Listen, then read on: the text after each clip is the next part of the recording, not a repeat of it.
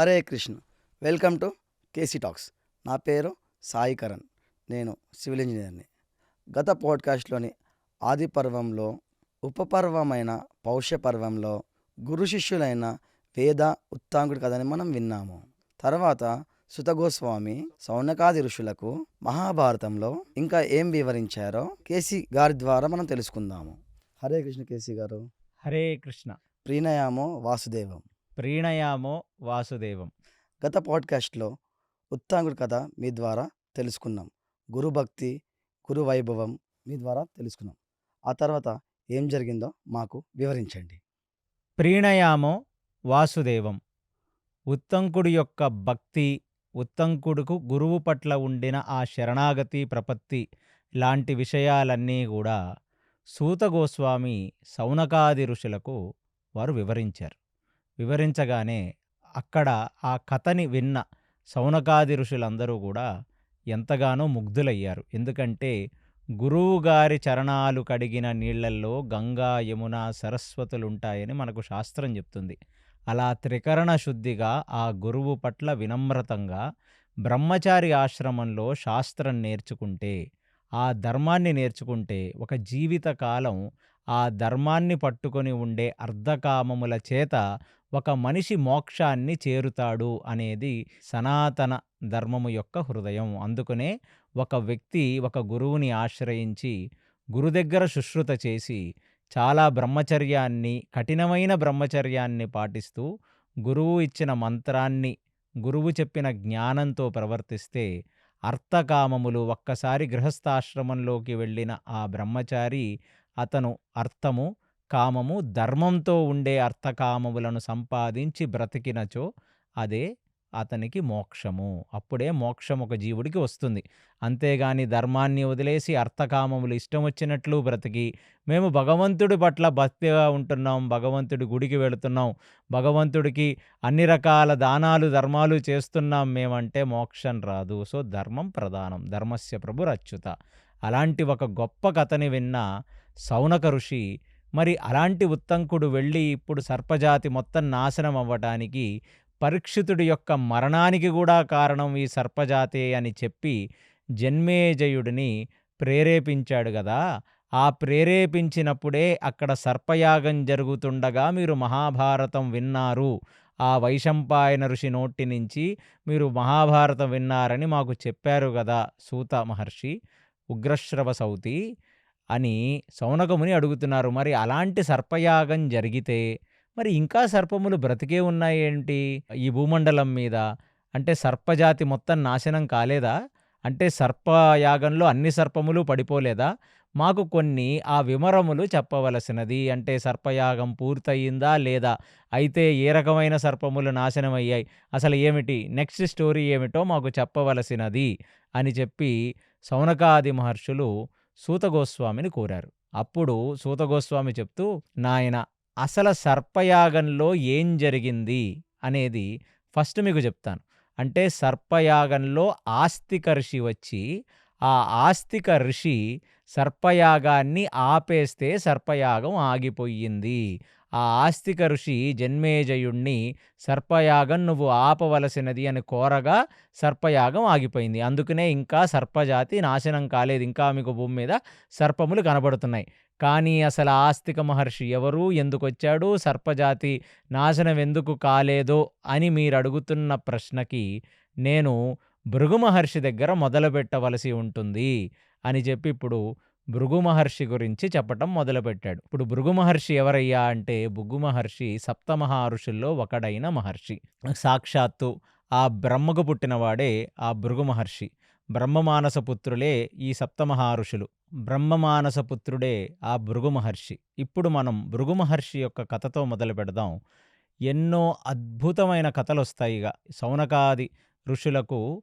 సూత గోస్వామి ఆ వ్యాస భగవానుడు ఎలా అయితే ఆ ఆది పర్వాన్ని రచించాడో సేమ్ అదే ఆది పర్వాన్ని మక్కికి మక్కి చెప్తున్నాడు.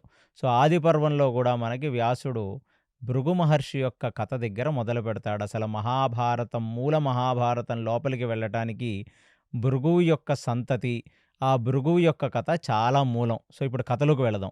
సో, భృగు మహర్షి బ్రహ్మమానస పుత్రుడు. ఆ భృగు భార్య పేరు పౌలోమ. ఈ పర్వం పేరు గూడా అంటే ఆది పర్వంలో ఉపపర్వం. ఈ పర్వం పేరు గూడా పౌలోమ పర్వం అంటారు. సో, పౌలోమ, భృగు సాక్షాత్తు ఆ బ్రహ్మదేవుడే భృగుకి, పౌలోమకి పెళ్లి చేశాడు. అలాంటిది పౌలోమ గూడా చాలా మంచి గృహిణిగా బ్రతుకుతుంది. ఏంటంటే ఒక్కసారి కఠిన బ్రహ్మచర్యంతో సమస్త జ్ఞానమును పొందిన భృగుకి పలోమ అయితేనే భృగుకి కరెక్ట్ అయిన జోడీ అనే విషయాన్ని తెలుసుకొని పౌలోమనిచ్చి భృగుకి వివాహం జరిపించాడు. అప్పుడు ఆ భృగువు కూడా తన గృహస్థాశ్రమాన్ని చాలా మంచిగా నిర్వర్తిస్తున్నాడు. ఒక బ్రహ్మచారికి ఒక ఇల్లు ఎవరి వల్ల ఏర్పడుతుంది అంటే తన భార్య వల్ల ఏర్పడుతుంది. అంటే అందుకనే ఒక మనిషి పుట్టగానే ఇది నా ఇల్లు అని మనం ప్రస్తుత కాలంలో చెప్పినట్టుగా ఏ బ్రహ్మచారికి ఇల్లు ఉండదనమాట. రాజు కొడుకు కూడా ఒక ఇల్లు ఉండదు. ఒక రాజ్యం ఉండదు. బ్రహ్మచారి అవస్థ అనేది కేవలం గురువు మీద, గురుపత్ని మీద ఆధారపడి బ్రతకాల్సిన ఒక ఆశ్రమం అది. అలాంటిది భృగు ఎన్నో రకాల తపస్సులు చేసి బ్రహ్మజ్ఞానాన్ని మొత్తం నేర్చుకున్న తర్వాత తన ఒక ఇంటివాడయ్యింది పౌలోమ వల్లనే. అందుకనే మన అర్ధాంగి అంటాం భార్యని. అంటే శరీరములో ఉన్న సగ అంగము భార్యదే. అలాగనే గృహిణి అంటాం. అంటే ఆ గృహముకు యజమానురాలు భార్య. అంటే మనం భార్య ఇంట్లో ఉంటాం తప్ప భార్య మన ఇంట్లో ఉండదు అనేది సనాతన ధర్మం. అలాంటిది ఆ పౌలోమ ఆ గృహమును కాపాడుతూ ఉన్న ఒక గృహిణి ధర్మంలో ఉంది. ఈయన ధర్మపతిని, ఈయన అర్ధాంగి.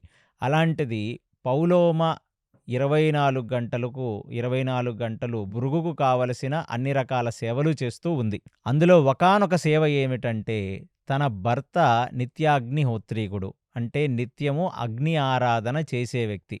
అలాంటి అగ్నిని కాపాడవలసిన ధర్మము భార్యది. ఒకసారి ఆ భార్యకు పుత్రుడు పుట్టి పుత్రుడు పెద్ద అయిన తర్వాత తన తండ్రి యొక్క అగ్నిని కాపాడాల్సిన ధర్మం తన కొడుకు తీసుకుంటాడనమాట. అలాంటిది ఇవాళ వాళ్ళకింకా సంతానం కలగలేదు. పౌలోమే నిత్యం ఆ అగ్నిని కూడా ప్రొటెక్ట్ చేస్తూ ఉంది. అంటే సంధ్యావందనం అయిపోయిన తర్వాత ఆయన ఏదైనా మౌనంగా ధ్యానం చేసినా, ఆయన సమాధి స్థితిలో ఉన్నా, ఆయన ఏదైనా పురాణ శ్రవణం, ఇతిహాసాలు ఏదన్నా చదువుకుంటున్నా నిత్యం అగ్నిని కాపాడవలసిన ధర్మం ఆ ఇంటి గృహిణి. అలాంటిది ఆ అగ్నిని ఎన్నో రకాలుగా సేవ చేస్తూ అగ్నిని కాపాడుకుంటూ వస్తుంది పౌలోమ. ఒకానొక సందర్భంలో భృగు తను స్నానం చెయ్యటానికి నదీ తీరానికి వెళ్ళేటప్పుడు పౌలోమని ఎప్పటిలాగానే పౌలోమ నువ్వు అగ్నిని సంరక్షించవలసినది అని చెప్పి ఆయన వెళ్ళాడు. ఎప్పుడైతే ఆ అగ్నిని సంరక్షించే పనిలో అక్కడ ఆ హోమగుండం దగ్గర కూర్చొని ఉందో పౌలోమ, అక్కడికి పౌలోమ రాక్షసుడు అంటే అదే పేరుతో కలిగిన ఒక రాక్షసుడున్నాడు. ఆ రాక్షసుడు అక్కడికి వచ్చాడు. ఆ రాక్షసుడికి ముందు నుంచి పౌలోమ మీద ఒక కన్నుంది. పౌలోమని మోహించాడతను. అలాంటిది ఆ రాక్షసుడికి ఒక్కసారిగా అంటే పాతివ్రత్యంతో ఉన్న పౌలోమని చూడటం అంటే అది అంత తేలికైన విషయం కాదు. ఆ సమస్త దేవతలు ఆవిడ్ని కాపాడుతూ ఉంటారు. అలాంటిది ఒక్కసారిగా ఈ పౌలోమ రాక్షసుడు వచ్చి పులోమని చూస్తే తను నిజమైన పులోమ కాదా అని తనకొక డౌటొచ్చింది. అంటే తనని చూసి గుర్తుపట్టలేకపోయాడు. ఈ భృగు భార్య అయిన పౌలోమ అని. అది ఆమెకున్న పాతివ్రత లక్షణం. అలాంటిది ఎవరినో ఒకళ్ళని అడగాలి. ఎవరు? ఈమెనేనా అసలైన భార్య? నాకు కనబడట్లేదు సరిగ్గా అని అనుకుంటున్న తరుణంలో ఆ పక్కనే ఉన్న అగ్నిదేవుడిని అడిగాడు. ఏమని అంటే, ఈవిడేనా భృగు భార్య అయిన పౌలోమ అని. దానికి అగ్నిదేవుడు ఒకటి అవునని చెప్పాలి. లేదా లేదని చెప్పాలి. అవును అని చెప్తే రాక్షసుడు తస్కరిస్తాడు. రాక్షసుడు తీసుకువెళ్ళిపోతాడు. లేదు అని చెప్తే అది అబద్ధం అవుతది. అగ్ని అనేది సమస్త భూమి మీద ఉన్న ప్రతిదాన్ని కాపాడాల్సింది అగ్నే. మన ఉదరములో జఠరాగ్ని ఉంటే మనకు ఆకలి కలుగుతుంది. మన శరీరం వేడిగా ఉంది అంటే మనం బ్రతికున్నామని. చచ్చిపోయిన తర్వాత ఆ శరీరంలోంచి అగ్ని వెళ్ళిపోయి చల్లారిపోతుంది. అలాంటి ఒక అగ్నిదేవుడికి ఇప్పుడు ధర్మ సంకటం ఏర్పడింది. అంటే అన్నిటినీ పవిత్రంగా చూసుకునే నేను నా ధర్మాన్ని ఎలా నేను వదలగలను? కాబట్టి ఈవిడ మహాపతివ్రత. కాబట్టి అవును అని చెప్పినా వీడు ఏమీ చెయ్యలేడు. ఈ పౌలోమ రాక్షసుడు. ఎందుకంటే రాక్షసుడి దగ్గర ధర్మమే లేదు. ఆల్రెడీ వేరే ఋషిని పెళ్లి చేసుకున్న ఒక ఆడ మనిషి మీద కన్ను వేసిన దుర్మార్గుడు వీడు. కాబట్టి వీడి కోసం ఎందుకు నేనొకసారి అబద్ధం చెప్పటం? అబద్ధం చెప్పి నా ధర్మాన్ని ఎందుకు పోగొట్టుకోవటం? ప్లస్ భృగు మహాతపస్వి. ఏ రకంగా అయినా తన భార్యని తెచ్చుకోగలడు. 2 ఒకవేళ నేను కాదు అని చెప్తే ఆ అసత్య దోషం నాకొస్తుంది. కాబట్టి అన్ని రకాలుగా తన భార్యని ప్రొటెక్ట్ చేసుకునే వ్యక్తి ఈ అసురుడి దగ్గర కూడా ధర్మం లేదు కాబట్టి ఇక్కడ నిజం చెప్పటమే మంచిది అని అనుకున్నాడు అగ్నిదేవుడు. అవును నాయనా, ఈమెనే ఆ పులోమ అన్నాడు. అనగానే అగ్నిదేవుడికి ఒక్కసారి నమస్కరించి, ఎన్ని రోజులకి ఒంటరిగా దొరికిందయ్యా ఈవిడ. కాబట్టి ఈవిడ్ని నేను అపహరించి తీసుకువెళ్ళిపోతున్నాను అని. అప్పుడు అగ్నిదేవుడు చెప్పాడు, అపహరించి తీసుకువెళ్ళిపోవటం ఏమిట్రా నాయనా, ఆమె నిండు శూలంతో ఉంది. ఏ క్షణమైనా పిల్లడు పుడతాడు. 8 నెలలు దాటి 9వ నెలలోకి 9వ మాసంలోకి ఎంటర్ అయింది పౌలోమ. ఆమెని వదిలేయవలసినది అంటే రాక్షసుడు గదా! గర్భిణీ స్త్రీ అని కూడా చూడకుండా వాడు ఒక పెద్ద పందిలాగా మారిపోయి, ఆ పంది ఆ కూరల మీద ఈ ఈ పౌలోమని కూర్చుండబెట్టుకొని తను పరిగెడుతూ అపహరించి పరిగెత్తడం మొదలుపెట్టాడు. ఈ పౌలోమ రాక్షసుడు యొక్క ఆ కదుపులకు, అంటే పంది ఎలా అయితే పరిగెడుతుందో అలా పరిగెడుతున్నప్పుడు ఒక గుర్రం స్వారీ అయినా, ఒక ఎద్దు స్వారీ అయినా వాటి జంతువుల మీద ప్రయాణిస్తున్నప్పుడు కుదుపులుంటాయన్నమాట. ఆ కుదుపులకు ఆ పౌలోమ ఎన్ని రకాలుగా అరుస్తున్నా, నా గర్భంలో పెయినుంది, నేనిప్పుడు ప్రసవించేలా ఉన్నాను ఆపమన్నా ఆపకుండా పరిగెడుతూనే ఉన్నాడు. ఎందుకంటే తను అర్జెంటుగా ఆమెని పాతాళ లోకానికి తీసుకువెళ్ళిపోవాలి భృగు వచ్చే లోపల. అలాంటి పరిస్థితిలో ఆ కుదుపులకు పౌలోవ యొక్క గర్భంలోంచి ఒక కొడుకు జారి కింద పడ్డాడు. ఒక్కసారిగా ఆ కొడుకు గర్భంలోంచి జారి కింద పడగానే అతనికున్న తేజస్సుని జస్ట్ చూచి ఆ పౌలోమ రాక్షసుడు పూర్తిగా దగ్ధమైపోయాడు, కాలిపోయాడు. అందుకనే ఆ కింద పడిపోయినవాడు అని సంస్కృతంలో అతనికి నామకరణం చ్యవనుడు అని చేశారనమాట. అంటే చ్యవనుడు అంటే కింద పడిపోయినవాడు అని అర్థం సంస్కృతంలో. అలా ఆ చ్యవనుణ్ణి ఎత్తుకొని ఎంతగానో నీరసపడిపోయిన పౌలోమ బాధపడుతూ తను ఎత్తుకొని ఆ చ్యవనుడికి పాలిచ్చి, అక్కడి నుంచి ఈ పంది కుదుపులు, తను బాగా ప్రసవ వేదనతో ఉంది. ఆ వేదనతో కంటి వెంట విపరీతమైన అశ్రుధార వచ్చేసింది. అంటే కన్నీళ్లుగా కారిపోయాయి. ఆ కన్నీళ్లు కారిపోతే అవి భూమి మీద పడి అవి ఇంకకుండా ఒక పెద్ద సరస్సయ్యి, సరస్సు కాస్త ప్రవహించే ఒక నది అయింది. ఆ నది అవ్వగానే అక్కడికి తన మామగారైన బ్రహ్మదేవుడు వచ్చి తనను ఓదార్చి, అమ్మా ఇవన్నీ గూడా లోక కళ్యాణానికి జరుగుతున్నాయి. ఎందుకు జరుగుతున్నాయో నీకు మళ్ళీ తెలుస్తుంది. చ్యవనుడు పుట్టాలి అంటే ఆ చ్యవనుడు కుదుపులకు పుట్టాలి. ఎందుకనేది మన కథలో ముందుకు వెళితే మీకు అర్థమవుతుంది. అలాంటి గొప్ప తేజస్సు కలిగిన కొడుకు పుడుతూ ఈ అసురుడిని చంపేయాలి. కాబట్టి వీడు పుటకే ఒక తేజస్సుతో పుట్టాడు. వాడి తేజస్సుతో ఆ అసురుడిని దహించాడు.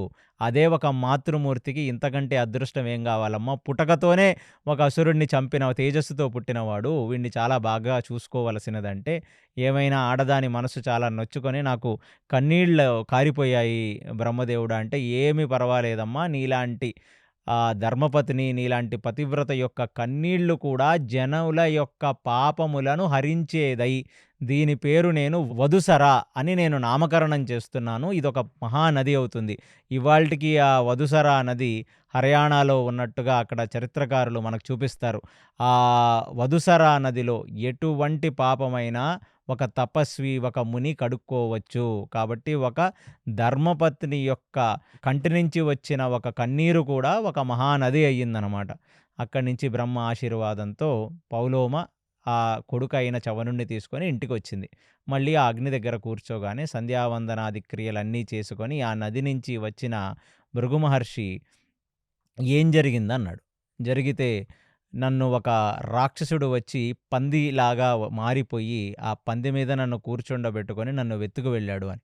వాడెందుకొచ్చాడు అన్నాడు. ఎందుకంటే వాడికి నేనంటే మోహం అందుకనే వచ్చాడు అంటే, అక్కడ ఆ భృగు అడిగాడు, మరి ఏం జరిగింది అప్పుడు అంటే, మన కొడుకు పుట్టాడండి చ్యవనుడు. ఆ కుదుపులకు కొడుకు పుట్టాడు. ఆ కొడుకు ఒక్కసారి భూమి మీద పడగానే ఆ కొడుకు యొక్క తేజస్సుతో ఆ పౌలోమ రాక్షసుడు మరణించాడు, దగ్ధమైపోయాడు, కాలిపోయాడు అనగానే అసలు నేను సప్తమహర్షుల్లో ఒకడిని, ఇంత బ్రహ్మజ్ఞానం తెలిసిన వాడిని, సాక్షాత్తు బ్రహ్మ యొక్క కొడుకుని, నా భార్యని ఎవరన్నా తస్కరించడానికి, అపహరించడానికి వస్తే నా భార్య సరిగ్గా కనబడదు వాళ్ళకి. మారు రూపంలో కనబడుతుంది. అది వాళ్ళకున్న ప్రత్యేకత.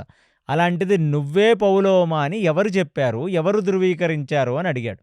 అడిగితే అప్పుడు పౌలోమ చెప్పవలసొచ్చింది. ఏమిటంటే, అగ్నిదేవుడు ధృవీకరించాడు. అంటే అగ్నిదేవుడిని అడిగాడు ఆ రాక్షసుడు, "ఈవిడేనా పులోమ? ఈవిడేనా భృగు యొక్క భార్య?" అని అడిగితే, "అవును" అని చెప్పాడు. అనగానే భృగుకి ఎక్కడ లేని కోపమొచ్చింది. భృగు మహర్షి మామూలుగానే చాలా కోపిష్టి మనిషిగా మనకు శాస్త్రాలు చెప్తున్నాయి. ఆయన వెళ్ళి బ్రహ్మ, విష్ణు, మహేశ్వరులనే ఆయన వదలలేదు. వాళ్ళనే శపించిన వ్యక్తి. ఇక అగ్నిదేవుడు అనుకుంటున్నాడు మైండ్‌లో, పోన్లే భార్య, పిల్లడు ఇద్దరొచ్చేశారు. రాక్షసుడు కూడా చచ్చిపోయాడు కాబట్టి నన్నేమీ అనడులే అని. అలాంటిది వాళ్ళ అగ్నిని చూసి, "నువ్వు అంత పతివ్రతా స్త్రీ, కనీసం నువ్వొక అబద్ధం చెప్పి ఉండవచ్చు. కాదు" అని. ఎందుకంటే ఒక పెద్ద తప్పు జరగబోతున్నప్పుడు ఒక అబద్ధం చెప్పైనా ఆ తప్పు జరగకుండా ఆపితే అసత్య దోషం రాదు. అది ధర్మశాస్త్రం. అలాంటిది నువ్వు మనసు లేని వాడిలాగా ఆ రాక్షసుడికి, నిండు గర్భిణి అయిన నా భార్య ఈమెనే అని నువ్వు చెప్పటం వల్ల వాడెత్తుకుపోయాడు కాబట్టి, నీకు మనసు లేకుండా నువ్వు ప్రవర్తించావు కాబట్టి, నువ్వు దేన్నైనా భక్షించుగాక. అంటే మంచి చెడులు లేకుండా సర్వభక్షకుడివైపోవుగాక నువ్వు అని చెప్పి ఆ అగ్నిదేవుడిని శపించాడు. అప్పుడు వరకు అగ్ని చేసే కార్యం రెండే. అగ్నిలో అన్నీ కూడా శుద్ధిపరిచిన వస్తువుల్ని మాత్రమే ఏస్తారక్కడ. అంటే మడి ఆచారంతో అగ్నిదేవుడిలో ఇచ్చే హవిస్సు చాలా పవిత్రమైన హవిస్సు. కవ్యము అంటే మన పితృదేవతలకు ఇచ్చే కవ్యము చాలా పవిత్రమైనది. అంటే అన్నీ ప్యూర్ వస్తువులు మాత్రమే అగ్నిలో వేస్తాము తప్ప, మలమూత్రాలు, డెడ్ బాడీసు, పనికిమాలిన విషయాలు ఏవి అగ్నిలో వెయ్యం. అంటే ఈ సమయం ఎప్పుడో, ఇది కృతయుగంలో జరుగుతున్న కథ ఇది. ఆ కృతయుగంలో అగ్నిదేవుడు కేవలం సాత్వికమైన వాటిని, ప్యూర్ వాటిని మాత్రమే దహించేవాడు. ఇంప్యూర్ వాటిని దహించేవాడు కాదు ఈ ఘటన జరగకముందు. అలాంటిది ఒక్కసారిగా భృగువు ఇంత పెద్ద శాపం ఇస్తే ఇక ఆయన దేన్నన్నా దహించేయాలిప్పుడు. అలాంటిది ఇప్పుడు అగ్నిదేవుడు భృగువుతో అన్నాడు, "నాయనా, నువ్వు గొప్ప తపస్వివి. నీ భార్యని ఒకడు తీసుకొని వెళ్ళిపోతుంటే వాడిని నువ్వు ఖచ్చితంగా కాపాడగలవు. నీ తపోశక్తి మీద నాకు నమ్మకం ఉంది. అందులోనూ ఆ బ్రహ్మ యొక్క పుత్రుడివి, బ్రహ్మమానస పుత్రుడివి. నీకేదైనా అపకారం జరుగుతదా? నిన్ను నమ్ముకున్న గృహిణి వల్ల ఏదైనా అపకారం జరుగుద్దా? నేను ఆలోచించిన విధానమే వేరు. నేనేమనుకున్నానంటే, ఒకవేళ నేను నిజం చెప్పినా ఖచ్చితంగా తన పుణ్యము, నీ యొక్క తపోశక్తి వల్ల ఈ భూమికి మంచే జరుగుద్దని నేను చెప్పాను. అంతేగాని నేను అంతకంటే ఎక్కువ ఆలోచించలేదు. నేను అసత్యం చెప్పి ఉండొచ్చు. కానీ నీ మీద నమ్మకంతో నేను అసత్యం చెప్పలేదు. అలాంటిది నువ్వు నన్ను ఇంత పెద్ద శాపం ఇచ్చావు. అలాంటిది నేను ప్యూర్‌గా ఉంటేనే నేను దేవతలకు హవిస్సు తీసుకొని ఎళ్లి వాళ్ళ భాగాన్ని వాళ్ళకివ్వగలను. పితృదేవతలకివ్వగలను. ఒక దీపారాధన చెయ్యాలన్నా, ఒక అగ్నికార్యం చెయ్యాలన్నా, భగవంతుడికి దీపధూపాలు చూపించాలన్నా, మీరు వండుకొని తినాలన్నా, మీ జఠరాగ్ని ఉంటేనే మీకు తినేదే అరుగుతుంది. వండుకోవాలన్నా అగ్ని కావాలి. ఆ వండింది తిని అరిగించుకోవాలన్నా మీ శరీరంలో అగ్ని ఉండాలి. అలాంటిది నువ్వు నన్ను సర్వభక్షకుడివి అయిపోవుగాక, అన్నిటినీ దహించవేయుగాక అన్నావే, ఇంక నా ప్యూరిటీ ఏమన్నా నిలబడుతుందా? నా సత్వత ఏమన్నా నిలబడుతుందా? నేను అపవిత్రం అయిపోను. ఒకవేళ అగ్నియే అపవిత్రమైపోతే భూమి మీద అగ్ని కార్యములు ఎలా జరగాలి? నేనే అపవిత్రుడినైతే నేను తీసుకొని వెళ్ళి వేరే వాళ్ళకి ఎలా ఇవ్వాలి ఏదైనా? కాబట్టి నువ్వు లోక కళ్యాణం కోసం ఏదైనా శాపం ఇవ్వాలి తప్ప, నువ్వు ఇంత కోపంతో ఇచ్చిన శాపం వల్ల నేను చాలా మనస్తాపం పొందాను. కాబట్టి ఇక నుంచి నేను నా యొక్క తేజస్సుని వదిలేస్తున్నానని చెప్పి ఆయన అలిగి ఆయన కూర్చుండిపోయాడు ఆ స్వర్గలోకంలో. అప్పటినుంచి ఇక భూమి మీద ఎటువంటి యజ్ఞాలు జరగట్లేదు, యజ్ఞ కార్యాలు జరగట్లేదు, అగ్ని సరిగ్గా పనిచేయట్లేదు. అగ్ని సరిగ్గా పనిచేయకపోతే ఇంక మనిషి బ్రతకగలడా? కాబట్టి ఇమ్మీడియేట్‌లీ బ్రహ్మ జోక్యం చేసుకొని అగ్నిని సవరించి, అగ్ని, భృగువు కూడా ఒక మంచి విషయానికై ఈ శాపం ఇచ్చాడు. ఎందుకంటే నువ్వు ఇప్పటి నుంచి దేన్ని దహించినా నీ యొక్క శక్తి ఏమాత్రం తగ్గదు. నీ ప్యూరిటీ తగ్గదు. నువ్వు అపవిత్రం అవ్వవు. నువ్వు మైల గావు నువ్వు.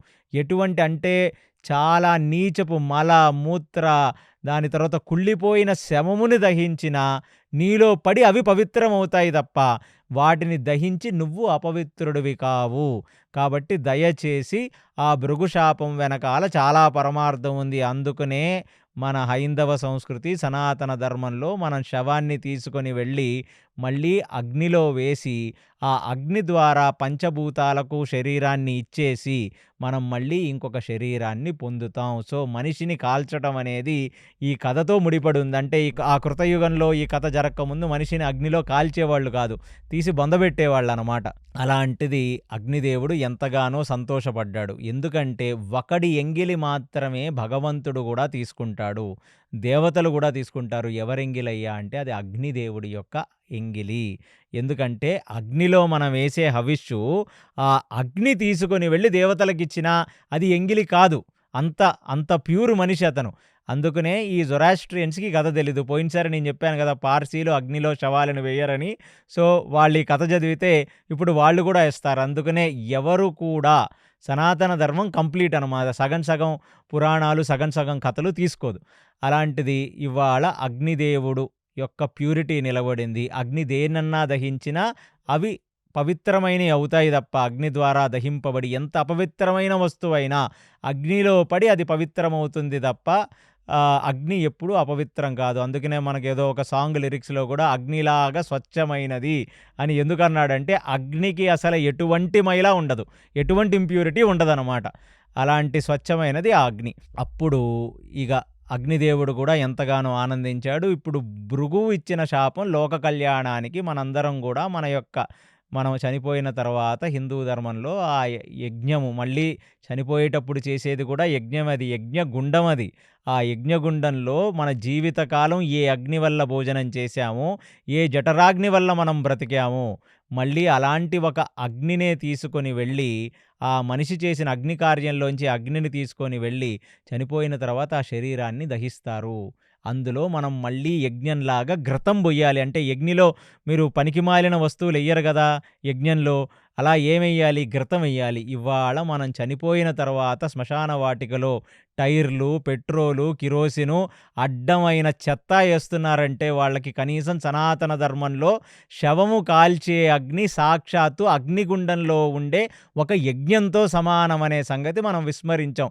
అందుకు మనం ఇలాంటి పురాణాలు చదవాలి. కాబట్టి ఇది ఇన్న వాళ్ళందరూ కూడా మీ తండ్రులు, మీ తల్లులు వారికెప్పుడైనా అంత్యక్రియ సంస్కారం చెయ్యాల్సి వస్తే దయచేసి ఆ శ్మశానంలో ఆ లారీ టైర్లు, సైకిల్ టైర్లు, పనికిమాలిన వస్తువులతో దయచేసి కాల్చవద్దండి. కేవలం ఆవు పిడకలతో, యజ్ఞానికి వాడే సమిధలు, చెక్కలతో అందులో ఆవు నెయ్యి పోసి కాల్చండి తప్ప ఇంకా మిగతా విషయాలు కిరోసిను, పెట్రోలు లాంటివి ఎయ్యకండి. ఎందుకంటే జీవితకాలం ఆ మనిషి బ్రతికి మీకు జన్మనిచ్చినందుకు కనీసం చనిపోయిన తర్వాత ఆ శవమే ఇప్పుడు శివమయ్యింది. సాక్షాత్తు శివస్వరూపం. కాబట్టి ఏ శివుడు, పార్వతి దగ్గర మనం ఈ శరీరాన్ని అప్పు తెచ్చుకున్నామో పంచభూతాల్ని, మళ్ళీ తిరిగి స్వచ్ఛంగా వాటికి ఇచ్చెయ్యాలి. కాబట్టి దయచేసి చనిపోయిన తర్వాత చివరాఖరి చితి ఒక యజ్ఞంతో సమానం. దాంట్లో పనికిమాలిన వస్తువులు ఎయ్యొద్దని నా ప్రేక్షకులందరికీ నేను మనవి చేసుకుంటున్నాను. అలాంటి ఆ అగ్ని యొక్క విశిష్టత, ఆ అగ్ని కార్యం, ఆ అగ్ని యొక్క అన్నిటినీ ప్యూరిఫై చేసే, పవిత్రంగా చేసే శక్తి ఆ రోజు బ్రహ్మ ఆశీర్వాదం వల్ల అగ్నికి వచ్చింది. ఇక భృగువు యొక్క జీవితం కూడా ముందుకు వెళ్ళింది. ఇక చవనుడు ఆ అగ్నిని ఎప్పుడు కూడా భృగువు చేస్తున్న నిత్యాగ్నిని ఆయన కూడా కాపాడుకుంటూ ఆయన చాలా పెద్దవాడయ్యాడు. ఆయన గొప్ప తపస్వి. ఇది మహాభారతంలో లేదు. బట్ ఇది డిఫరెంట్ పురాణాల నుంచి చెప్పేస్తున్నాను ఫాస్ట్‌గా చవనుడి కథ. ఆయన కొన్ని లక్షల సంవత్సరాలు తపస్సు చేసుకుంటూ ఉండిపోతే ఆయన మీద పుట్ట మొలిచి, ఆయన మొత్తం పుట్ట లోపలికి వెళ్ళిపోయి శరీరం మొత్తం చిక్కిశీల్యమైపోయి చాలా దారుణమైన పరిస్థితిలో ఆ పుట్టలోంచి 2 కళ్ళల్లోంచి వస్తున్నట్టుగా 2 మెరుపులొస్తుంటే, అక్కడ ఒక రాజుగారి కూతురైన సుకన్య అరణ్యంలో సంచరిస్తూ ఏమిటి ఈ పుట్టలోంచి 2 మణులులాగా మెరుస్తున్నాయని చెప్పి, ఒక పుల్ల తీసుకొని ఆ మణులేంటి అని చెప్పి గుచ్చితే, ఆ లోపల కళ్ళు పగిలి చవనుడికి రక్తం కారిపోతూ ఉంటే, అది గమనించిన రాజు పుట్టని తీసి చూస్తే లోపల ఒక మహర్షి కొన్ని లక్షల సంవత్సరాల నుంచి తపస్సు చేసుకుంటూ శరీరమంతా చిక్కిశిల్యమై కేవలం ప్రాణవాయువుని సుషుమ్నంలో నిలిపి చేస్తుంటే, ఆ మాంసపు కళ్ళ నుంచి రక్తం కారుతుంటే అయ్యయ్యో ఎంత పెద్ద తప్పు చేశాము అని చెప్పి సాష్టాంగ నమస్కారం చేసి చవనుడిని బతిమాలి, నాయనా ఈ తప్పుకి పరిష్కారం, ఈ తప్పుకు ప్రాయశ్చిత్తం ఏమిటంటే నా కూతురిని నేను మీకిచ్చి పెళ్లి చేసి చెయ్యటమే అంటే, అలాంటిది ఒక నిత్య యవ్వనంలో ఉన్న 15, 16 సంవత్సరాల బాలిక చాలా వృద్ధుడైన చవనుడిని పెళ్లి చేసుకొని ఎంతో మంచి పాతివ్రత్యంతో ఆయనని సేవించుకుంటూ ఉంటే, ఒకరోజు అక్కడికి అశ్వినీ దేవతలొచ్చి, "నీ తపోశక్తికి మేము మెచ్చాము. నువ్వు మహాపతివ్రతా స్త్రీవి. అలాంటిది నీ తపోశక్తికి, నీ పాతివ్రత్యానికి మేము మెచ్చి, మేమొక స్పెషల్ లేహ్యం చేస్తాము కొన్ని మూలికలతో. ఆ లేహ్యాన్ని తీసుకొని వెళ్ళి నీ యొక్క భర్త కళ్ళ దగ్గర పెడితే, నీ భర్త శరీరానికి రాస్తే, ఆయన మళ్ళీ పునఃతేజస్సుతో మళ్ళీ నిత్య యవ్వనంలో ఉంటాడు" అని చెప్పగానే, తన యొక్క పాతివ్రత్యానికి వచ్చిన ఫలంగా భావించి, ఆ లేహ్యాన్ని తీసుకొని వెళ్ళి ఆ చవనుడి యొక్క కళ్ళకు పెట్టి, శరీరానికి పెట్టి, తనక్కడ కూర్చొని ఉంటే, ఇప్పుడు ఆ చవనుడు అవన్నీ కడుక్కోవటానికి ఆ పెట్టిన లేహ్యాన్ని కడుక్కోవటానికి ఎప్పుడైతే ఆ నీళ్ళల్లో మునిగాడో, అంటే ఆ సరస్సులో ఉన్న నీళ్ళల్లో మునిగాడో, ఆ నీళ్ళల్లో మునిగి బయటికి వచ్చాడో చవనుడు, చవనుడితో పాటు చవనుడులాగా ముగ్గురు బయటికి వచ్చారు. ఎవరా మిగతా ఇద్దరంటే అశ్వినీ దేవతలే. ముగ్గురు ఒకేలా ఉన్నారు. అప్పుడు అక్కడి నుంచి ఒక తేజస్సు పలికింది. ఒక ఆకాశవాణి పలికి, "ఇప్పుడు ముగ్గురు ఒకేలా ఉన్నారు. నువ్వు ఎప్పుడైతే వెళ్ళి నీ నిజమైన భర్తని, అంటే చవనుడిని, అందరూ ముగ్గురు ఒకేలా ఉన్నారు గదా! చవనుడినే నువ్వు పట్టుకోగలిగితే, చవనుడినే నువ్వు గుర్తించగలిగితే, చవనుడు ఎప్పుడూ నిత్య యవ్వనంలోనే ఉంటాడు. అప్పుడు నీ పుణ్యం ఫలిస్తుంది" అని చెప్పి ఆకాశవాణి కోరతే, తన పాతివ్రత్య శక్తితో తను వెళ్ళి ఆ ముగ్గురిలో నిజమైన భర్త అయిన చవనుడిని తను పట్టుకుంది. పట్టుకోగానే ఇక అక్కడ పక్కన ఉన్న అశ్వినీ దేవతలు అంతర్ధానమైపోయి, "నీకు నీ పాతివ్రత్యం వల్లనే నీకు మళ్ళీ నిత్య యవ్వనంలో ఉండే భర్త దొరికాడు. తను ఎప్పుడూ యవ్వనంగానే ఉంటాడు. ఆ పోయిన మాంసపు కళ్ళు కూడా వచ్చేసినాయి. కాబట్టి భార్య యొక్క పాతివ్రత్యం వల్ల భర్త యొక్క జీవితం నిలబడుతుంది" అనే ఒక కథని ఇక్కడ చెప్తూ, ఇప్పుడు వాళ్ళు ఏ లేహ్యాన్నైతే నూరి ఆ చవనుడికి ఇచ్చారో, ఇప్పుడు మోడ్రన్‌గా మీరందరూ వింటున్న చ్యవన్‌ప్రాష్ అని చిన్నప్పటి నుంచి యాడ్‌లొచ్చాయి మీకు. ఆ చ్యవన్‌ప్రాష్ తింటే మీకు మళ్ళీ ఎనర్జీ వస్తుంది, మీకు మళ్ళీ యవ్వనం వస్తుంది, వైటాలిటీ వస్తుందని.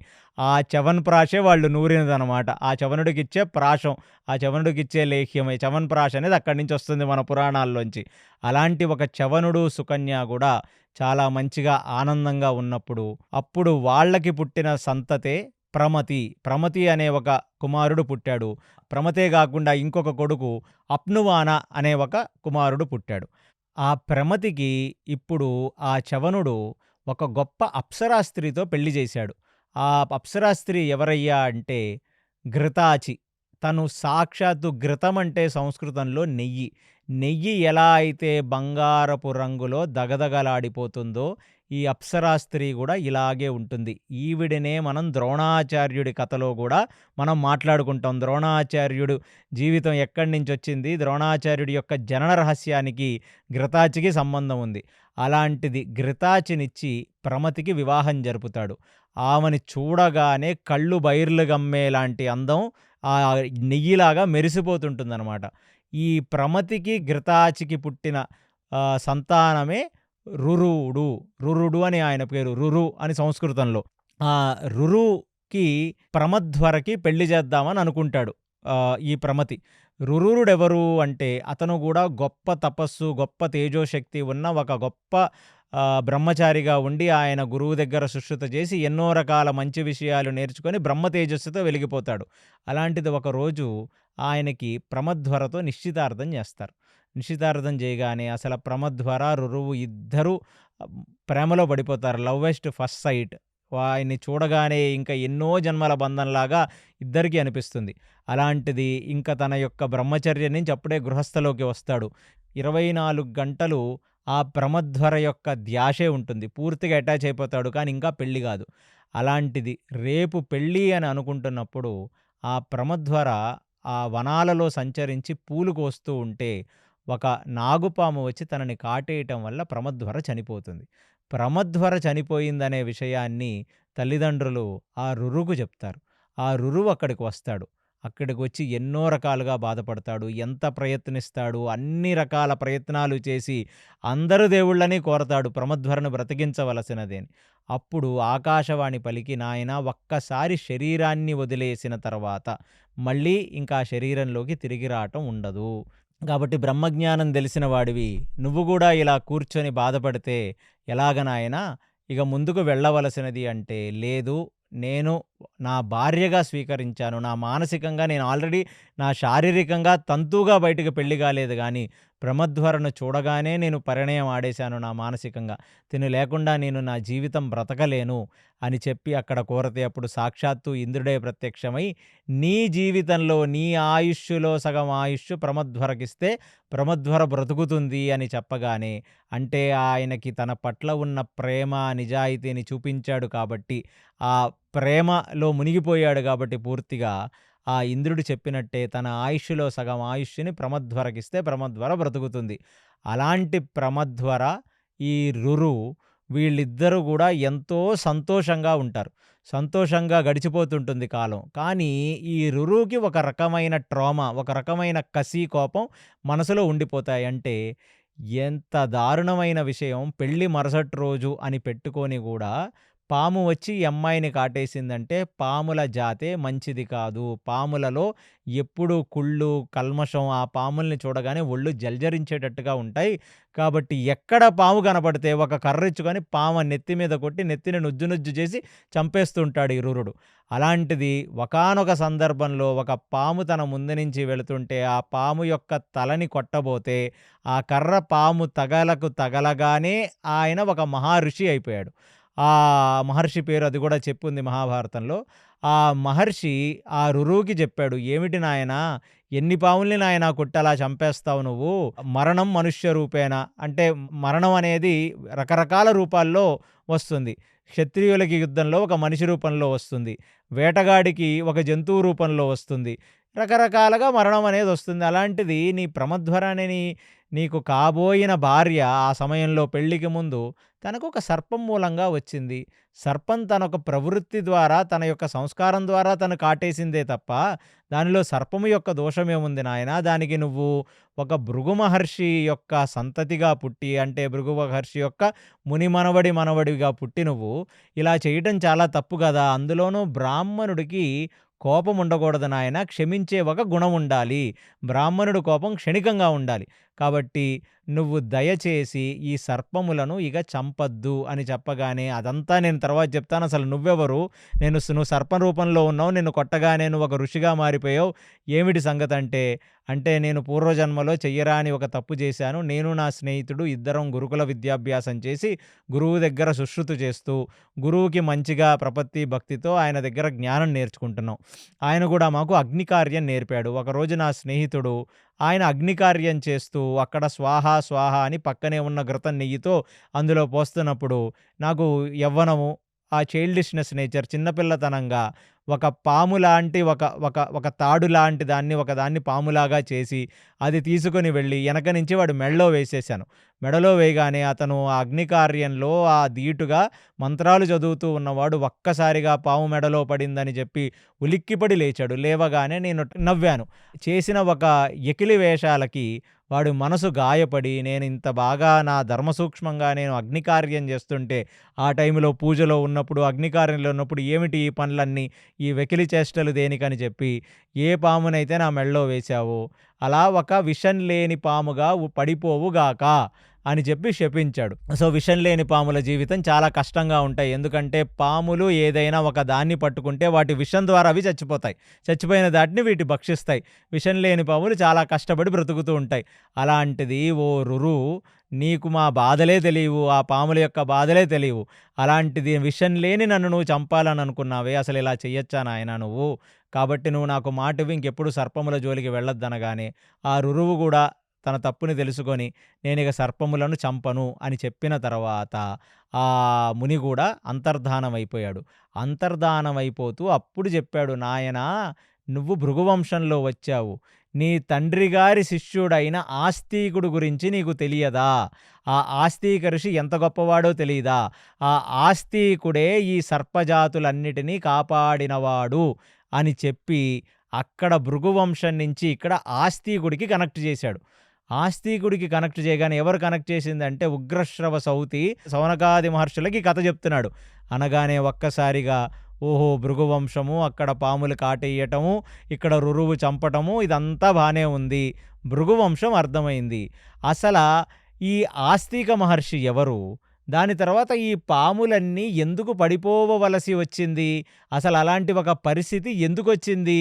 అనగానే ఇప్పుడు అతి మహోత్కృష్టమైన గరుత్మంతుడి జననం గురించి మొదలుపెట్టాడు ఈ సూత గోస్వామి ఉగ్రశ్రవ సౌతి. ఈ గరుత్మంతుడి కథ వ్యాసుడు మహాభారతంలో ఆది పర్వంలో ఒక 4వ ఉపభాగంలోనే గరుత్మంతుడి కథతో ఎందుకు చెప్తున్నాడంటే, మీరిప్పుడు ఏదైతే కథ వింటారో అదంతా మహాభారతంలో మీకు ఆల్రెడీ మహాభారతం మొత్తం విన్నారు కాబట్టి, ఈ కథకి ఆ కథకి కొన్ని సిమిలారిటీస్ ఉంటాయి. అంటే ఒక మెయిన్ కథలోకి వెళ్ళినప్పుడు ఆ కథలో ఉన్న విషయాలని ముందుగానే వ్యాసుడు మన కళ్ళకి ఒక బ్లూ ప్రింట్ లాగా చూపిస్తున్నాడు ఇప్పుడు. ఇక్కడ కథ ఏమిటంటే, పూర్వం సత్యయుగంలో బ్రహ్మ సృష్టించిన ఒక ఋషే కశ్యప ప్రజాపతి. వీళ్ళందరూ ప్రజాపతులు. వీళ్ళ నుంచే సమస్త సృష్టి బయటికి వచ్చింది. అంటే మనం చూస్తున్న సమస్త చరజీవులు, అంటే అన్ని రకాల పశువులు, ప్రాణులు, కుక్కలు, పాములు, పక్షులు అన్నీ వీళ్ళ నుంచి వచ్చినాయి. కశ్యపుడి నుంచి వచ్చినవి. కశ్యపుడి నుంచే సమస్త వర్ణములు వచ్చినాయి. అంటే బ్రాహ్మణ, క్షత్రియ, వైశ్య, శూద్రులు కూడా కశ్యపుడి నుంచి వచ్చిన వాళ్ళే. అందుకనే మనందరము ఋషి సంతతే. కాబట్టి ఇక్కడ ఒక వర్ణం పెద్దది, ఒక వర్ణం చిన్నది అని చెప్పడానికి వీల్లేదు. అందులోనూ జన్మ ఒక మనిషి యొక్క వర్ణాన్ని డిసైడ్ చేస్తే, మరి కశ్యప ప్రజాపతి బ్రహ్మజ్ఞానం తెలిసిన బ్రాహ్మణుడు కాబట్టి, ఆయన నుంచే ఒక బ్రాహ్మణుడు, ఆయన నుంచే ఒక క్షత్రియుడు, ఆయన నుంచే ఒక వైశ్యుడు, ఆయన నుంచే శూద్రుడు ఎలా వస్తారు? మనుషులే కాకుండా పశువులు కూడా వచ్చాయి ఆయన నుంచి. అంటే ఇక్కడ భగవద్గీతలో శ్రీకృష్ణుడు చెప్పిన శ్లోకానికి మూల ప్రమాణం ఇదే. చాతుర్వర్ణమయా సృష్టం గుణకర్మ విభాగస్య. అంటే గుణకర్మములను బట్టి వారి యొక్క వర్ణము ఆధారపడుతుంది గాని జన్మతో వర్ణము రాదు అనేది కశ్యప ప్రజాపతి యొక్క జీవితము, ఆయన నుంచి వచ్చిన సంతతే మనకి ప్రత్యక్ష సాక్ష్యం. ఇప్పుడు కథలోకి వెళితే, అక్కడ ఆ కశ్యప ప్రజాపతికి ఎంతమందో భార్యలు. కానీ వాళ్ళల్లో ఇప్పుడు ఈ కథకు సంబంధించిన వాళ్ళు 2 గురించి మనం ప్రస్తావన చేసుకుందాం. కద్రు, వినత వీళ్ళిద్దరు కూడా భార్యలు. వీళ్ళిద్దరు కూడా ఒకే తల్లికి పుట్టిన పిల్లలు, అక్క చెల్లెళ్ళు వీళ్ళిద్దరు. అందులో కద్రు అక్క, వినతి చెల్లి. ఎన్నో సంవత్సరాలుగా కశ్యప ప్రజాపతికి వాళ్ళు సేవ చేస్తూనే ఉన్నారు. ఎందుకంటే కశ్యప ప్రజాపతి మహా తేజోసంపన్నుడాయన. అలాంటి కశ్యప ప్రజాపతి కేవలం మనుష్యులకే కాదు, దేవతలకు కూడా ఆయనే తండ్రి. ఇంద్రుడికి కూడా కశ్యప ప్రజాపతే తండ్రి. దేవతలకు ఆయనే తండ్రి, అసురులకు ఆయనే తండ్రి, మనుష్యులకు ఆయనే తండ్రి, పశుపక్షాదులకు కూడా ఆయననే తండ్రి. అలాంటి అంత గొప్పవాడు. బ్రహ్మ తర్వాత నెక్స్ట్ లెవెల్‌లో ఎవరైనా ఉన్నారు అంటే ఆయన కశ్యప ప్రజాపతే. అలాంటి కశ్యప ప్రజాపతికి ఎన్నో సంవత్సరాలు సేవ చేసి, ఇప్పుడు ఒకానొక రోజు ఆ కద్రు, వినత ఇద్దరు కశ్యప ప్రజాపతి దగ్గరికి వచ్చి, స్వామి, ఒక అర్ధాంగిగా, ఒక భార్యగా మీకు సమస్త పరిచారాలు చేశాం. మీకు అన్ని రకాలుగా మిమ్మల్ని సేవించుకున్నాం. మీలాంటి బ్రహ్మజ్ఞానము కలిగిన ఒక పురుషుడు ద్వారా మేము గర్భిణి అయ్యి, మీ తేజస్సుతో మేము ఇక్కడ భూమి మీద మీ యొక్క ప్రతిబింబములను వదలాలనేది మా యొక్క కోరిక. అంటే మీకు భార్యలుగా మీ పిల్లలకు మేము తల్లులవ్వాలని మేము కోరుకుంటున్నాము అని కశ్యప ప్రజాపతిని వాళ్ళు అడగగానే కశ్యప ప్రజాపతి కూడా ఎంతగానో ఆనందించాడు. ఆనందించి ఆయన ఏం చేశాడంటే, మీకు స్పెషల్ సంతానాన్ని నేను క్రియేట్ చేస్తానని, ఎందుకంటే నా మనసును మీరు ఎంతగానో మెప్పించారు. కాబట్టి స్పెషల్ సంతానం మీకు కలుగుగాక అని దీవించి, ఇప్పుడు సంతానం కోసం పుత్రకామేష్టి యజ్ఞం చేయటం మొదలుపెట్టాడు. ఈ పుత్రకామేష్టి యజ్ఞమే దశరథుడు చేశాడు అన్నమాట పిల్లల కోసం. అలాంటి పుత్రకామేష్టి యాగమే ఇప్పుడు కశ్యప ప్రజాపతి చేస్తున్నాడు. ఆ కశ్యప ప్రజాపతి పుత్రకామేష్టి యాగం చేస్తే దానికి ఇంద్రుడు, దానికి చంద్రుడు, దానికి బ్రహ్మగారు, నారాయణుడు, సాక్షాత్తు శివుడు అందరూ వచ్చారంట కశ్యప ప్రజాపతి యొక్క పుత్రకామేష్టి యాగానికి. రాగానే అక్కడ పుత్రకామేష్టి యాగం అయిపోయిన తర్వాత యజ్ఞ ఫలాన్ని కద్రువుకి, వనితకు ఇచ్చి, ఆ హవిష్యుని వాళ్ళకి ఇచ్చి, అక్కడ వారిని అడిగాడు, మీకు ఎలాంటి సంతానం కావాలని మీరు కోరుకుంటున్నారు అని. అప్పుడు కద్రు ఏమందంటే, నాకు 1000 మంది మంచి సంతానం కావాలి అని చెప్పి కద్రు కోరుకుంది. ఆ కద్రువు కోరుకున్న పిమ్మట ఆయన వినతని నీకెలాంటి సంతానం కావాలి అని అడిగాడు. అప్పుడు వినత కద్రువు కంటే కూడా బాగా తెలివైన వాళ్ళు, బాగా పరాక్రమమైన వాళ్ళు ఇద్దరుంటే నాకు చాలు అంది. అక్కడ మొదలైంది అసలైన బాధ. ఇక్కడ మహాభారతంతో ఈ కథ మీరు ఎలా ముడిపెట్టి చూడగలరో ఇక్కడ మొదలవుతుంది. సో, అక్క, చెల్లి ఇద్దరూ చాలా అన్యోన్యంగా ఒకళ్ళనే పెళ్లి చేసి ఒకే ఇంట్లో ఉంటూ అన్ని రకాలుగా బాగా బ్రతకవలసిన వాళ్ళు. ఎప్పుడైతే వినత ఏమిటంటే కొంచెం చిన్నపిల్ల గదా! కొంచెం దూకుడు స్వభావం ఉన్న పర్సన్. కొంచెం మెచ్యూరిటీ లెవెల్స్ కొంచెం తక్కువున్నాయి. ముక్కుసూటి మనిషి, కొంచెం చలాకీగా ఉండే మనిషి. అలాంటిది ఇప్పుడు కద్రువు మనసులో పడింది. అదేమిటది? తనకేది కావాలో తను కోరుకోవాలి కానీ, కద్రువు కంటే గొప్పవాళ్ళు, బుద్ధిమంతులు, పరాక్రమవంతులు నాకు కావాలని కోరుకుందే అని చెప్పి, అంటే మనం మాట్లాడే మాటలను బట్టి పక్కవాడు మనకు శత్రువన్న అవుతాడు, మనకు మిత్రువన్న అవుతాడు. అలా ఈమె చిన్నపిల్ల చేష్టలుగా ఈమె మాట్లాడిన దానికి కద్రువు మనసు నొచ్చుకుంది. సరే, ఏదో అక్క కదా అని చెప్పి ఒప్పుకుంది. ముందుకు వెళ్ళిపోయింది జీవితం. అలాగా ఇప్పుడు విశేషమైన పిల్లలు పుడతారు. మీకు స్పెషల్ కిడ్స్ పుడతారు అని అన్నాడు గదా! ఎప్పుడైనా మనుషులు పుడతాం. ఓన్లీ పక్షులకు మాత్రమే గుడ్లు పుడతాయి. పాములకు గుడ్లు పుడతాయి. గుడ్లు పొదిగిన తర్వాత అందుకనే వాటిని ద్విజులంటారు. అంటే ఒకసారి అండరూపంగా వచ్చి, అండం పొదిగిన తర్వాత జీవం బయటికొస్తుందనమాట. అలాగ మన శరీరాల్లో, మన మనుషులలో గూడా ద్విజులంటాం కొందరిని. ఒకసారి తల్లి గర్భంలో ఉంచి బయటికొచ్చిన వాడు, రెండవసారి జ్ఞానంతో మళ్ళీ పునర్జన్మ పొందిన వాడే ద్విజుడు. వాడే ఆర్యుడు. అలాగా ఇక్కడ వీళ్ళందరికీ గూడా గుడ్లు పుట్టాయి ఫస్టు. ఏమిటి అంటే కద్రువుకి 1000 గుడ్లొచ్చాయి. ఆ 1000 గుడ్లని పక్కన పెట్టారు. దాని తర్వాత వినతకు 2 గుడ్లొచ్చాయి. ఆ గుడ్లని పక్కన పెట్టారు. అక్కడ కశ్యప ప్రజాపతి ఏమన్నాడంటే, మీరందరూ మౌనంగా కూర్చొని ప్రశాంతంగా మీరు జపం చేసుకోండి. ఇవి వాటి సమయాన్ని బట్టి అవి గుడ్లు పొదిగి గుడ్లల్లోంచి పిల్లలు బయటికి వస్తారు అని ఆయన చెప్పాడు వీళ్ళకి. చెప్పగానే వాళ్ళు కూడా ఎన్నో సంవత్సరాలు వెయిట్ చేశారు. ఏ 500 సంవత్సరాలకో, అంటే సుమారుగా ఒక దీర్ఘకాలానికి ఫస్టు కద్రువు యొక్క గుడ్లు పగలటం మొదలుపెట్టాయి. పగలటం మొదలుపెట్టగానే అందులోంచి విచిత్రాకారంలో సర్పములు బయటికి వచ్చాయి. సర్పములనే ఒక జాతి ఫస్ట్ టైం అప్పుడే పుట్టింది. చూచి ఆ కద్రువు గూడా, స్పెషల్ చిల్డ్రన్ పుడతారని అన్నారు మా భర్త అయిన కశ్యప ప్రజాపతి. ఓహో! అంటే నా ద్వారా ఇక్కడ నాగ సంతానం, అంటే పాముల యొక్క సంతతి ఉందా అని చెప్పి తను ఎంతగానో ఆనందించింది. ఆ పాములను పెంచుకుంటుంది. సో, ఇదంతా చాలా మంచిగా జరుగుతుంది. ఒకసారి అక్క తల్లయింది. అక్కకు పిల్లలు పుట్టారు. పిల్లలతో బాగా ఉంది.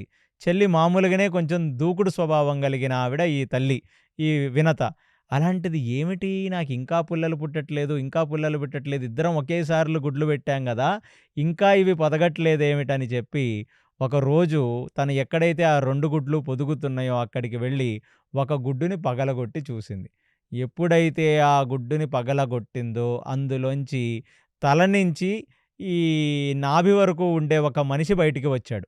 బయటికి వచ్చి తల్లిని కోరాడు. అమ్మా, అక్కడ పుట్టినయి సర్పములు. నువ్వేమని కోరావు? వాళ్ళకంటే మేధస్సుతో, వాళ్ళకంటే భుజపరాక్రములున్న వ్యక్తులు కావాలన్నావు గదా! మరి కావాలన్నప్పుడు కొంచెం వెయిట్ చెయ్యాలి గదమ్మా! పేషెన్స్ లేకుండా ముందుగానే పగలగొట్టేశావు. దానివల్ల నేను సగం శరీరంతో పుట్టాను. నాకు చేతులున్నయి, కాళ్ళు లేవు. నాకు నాభుంది, కింద భాగం లేదు. నాకు తలుంది, పాదాలు లేవు. కాబట్టి ఏమిటమ్మా ఇలా చేశావు నువ్వు?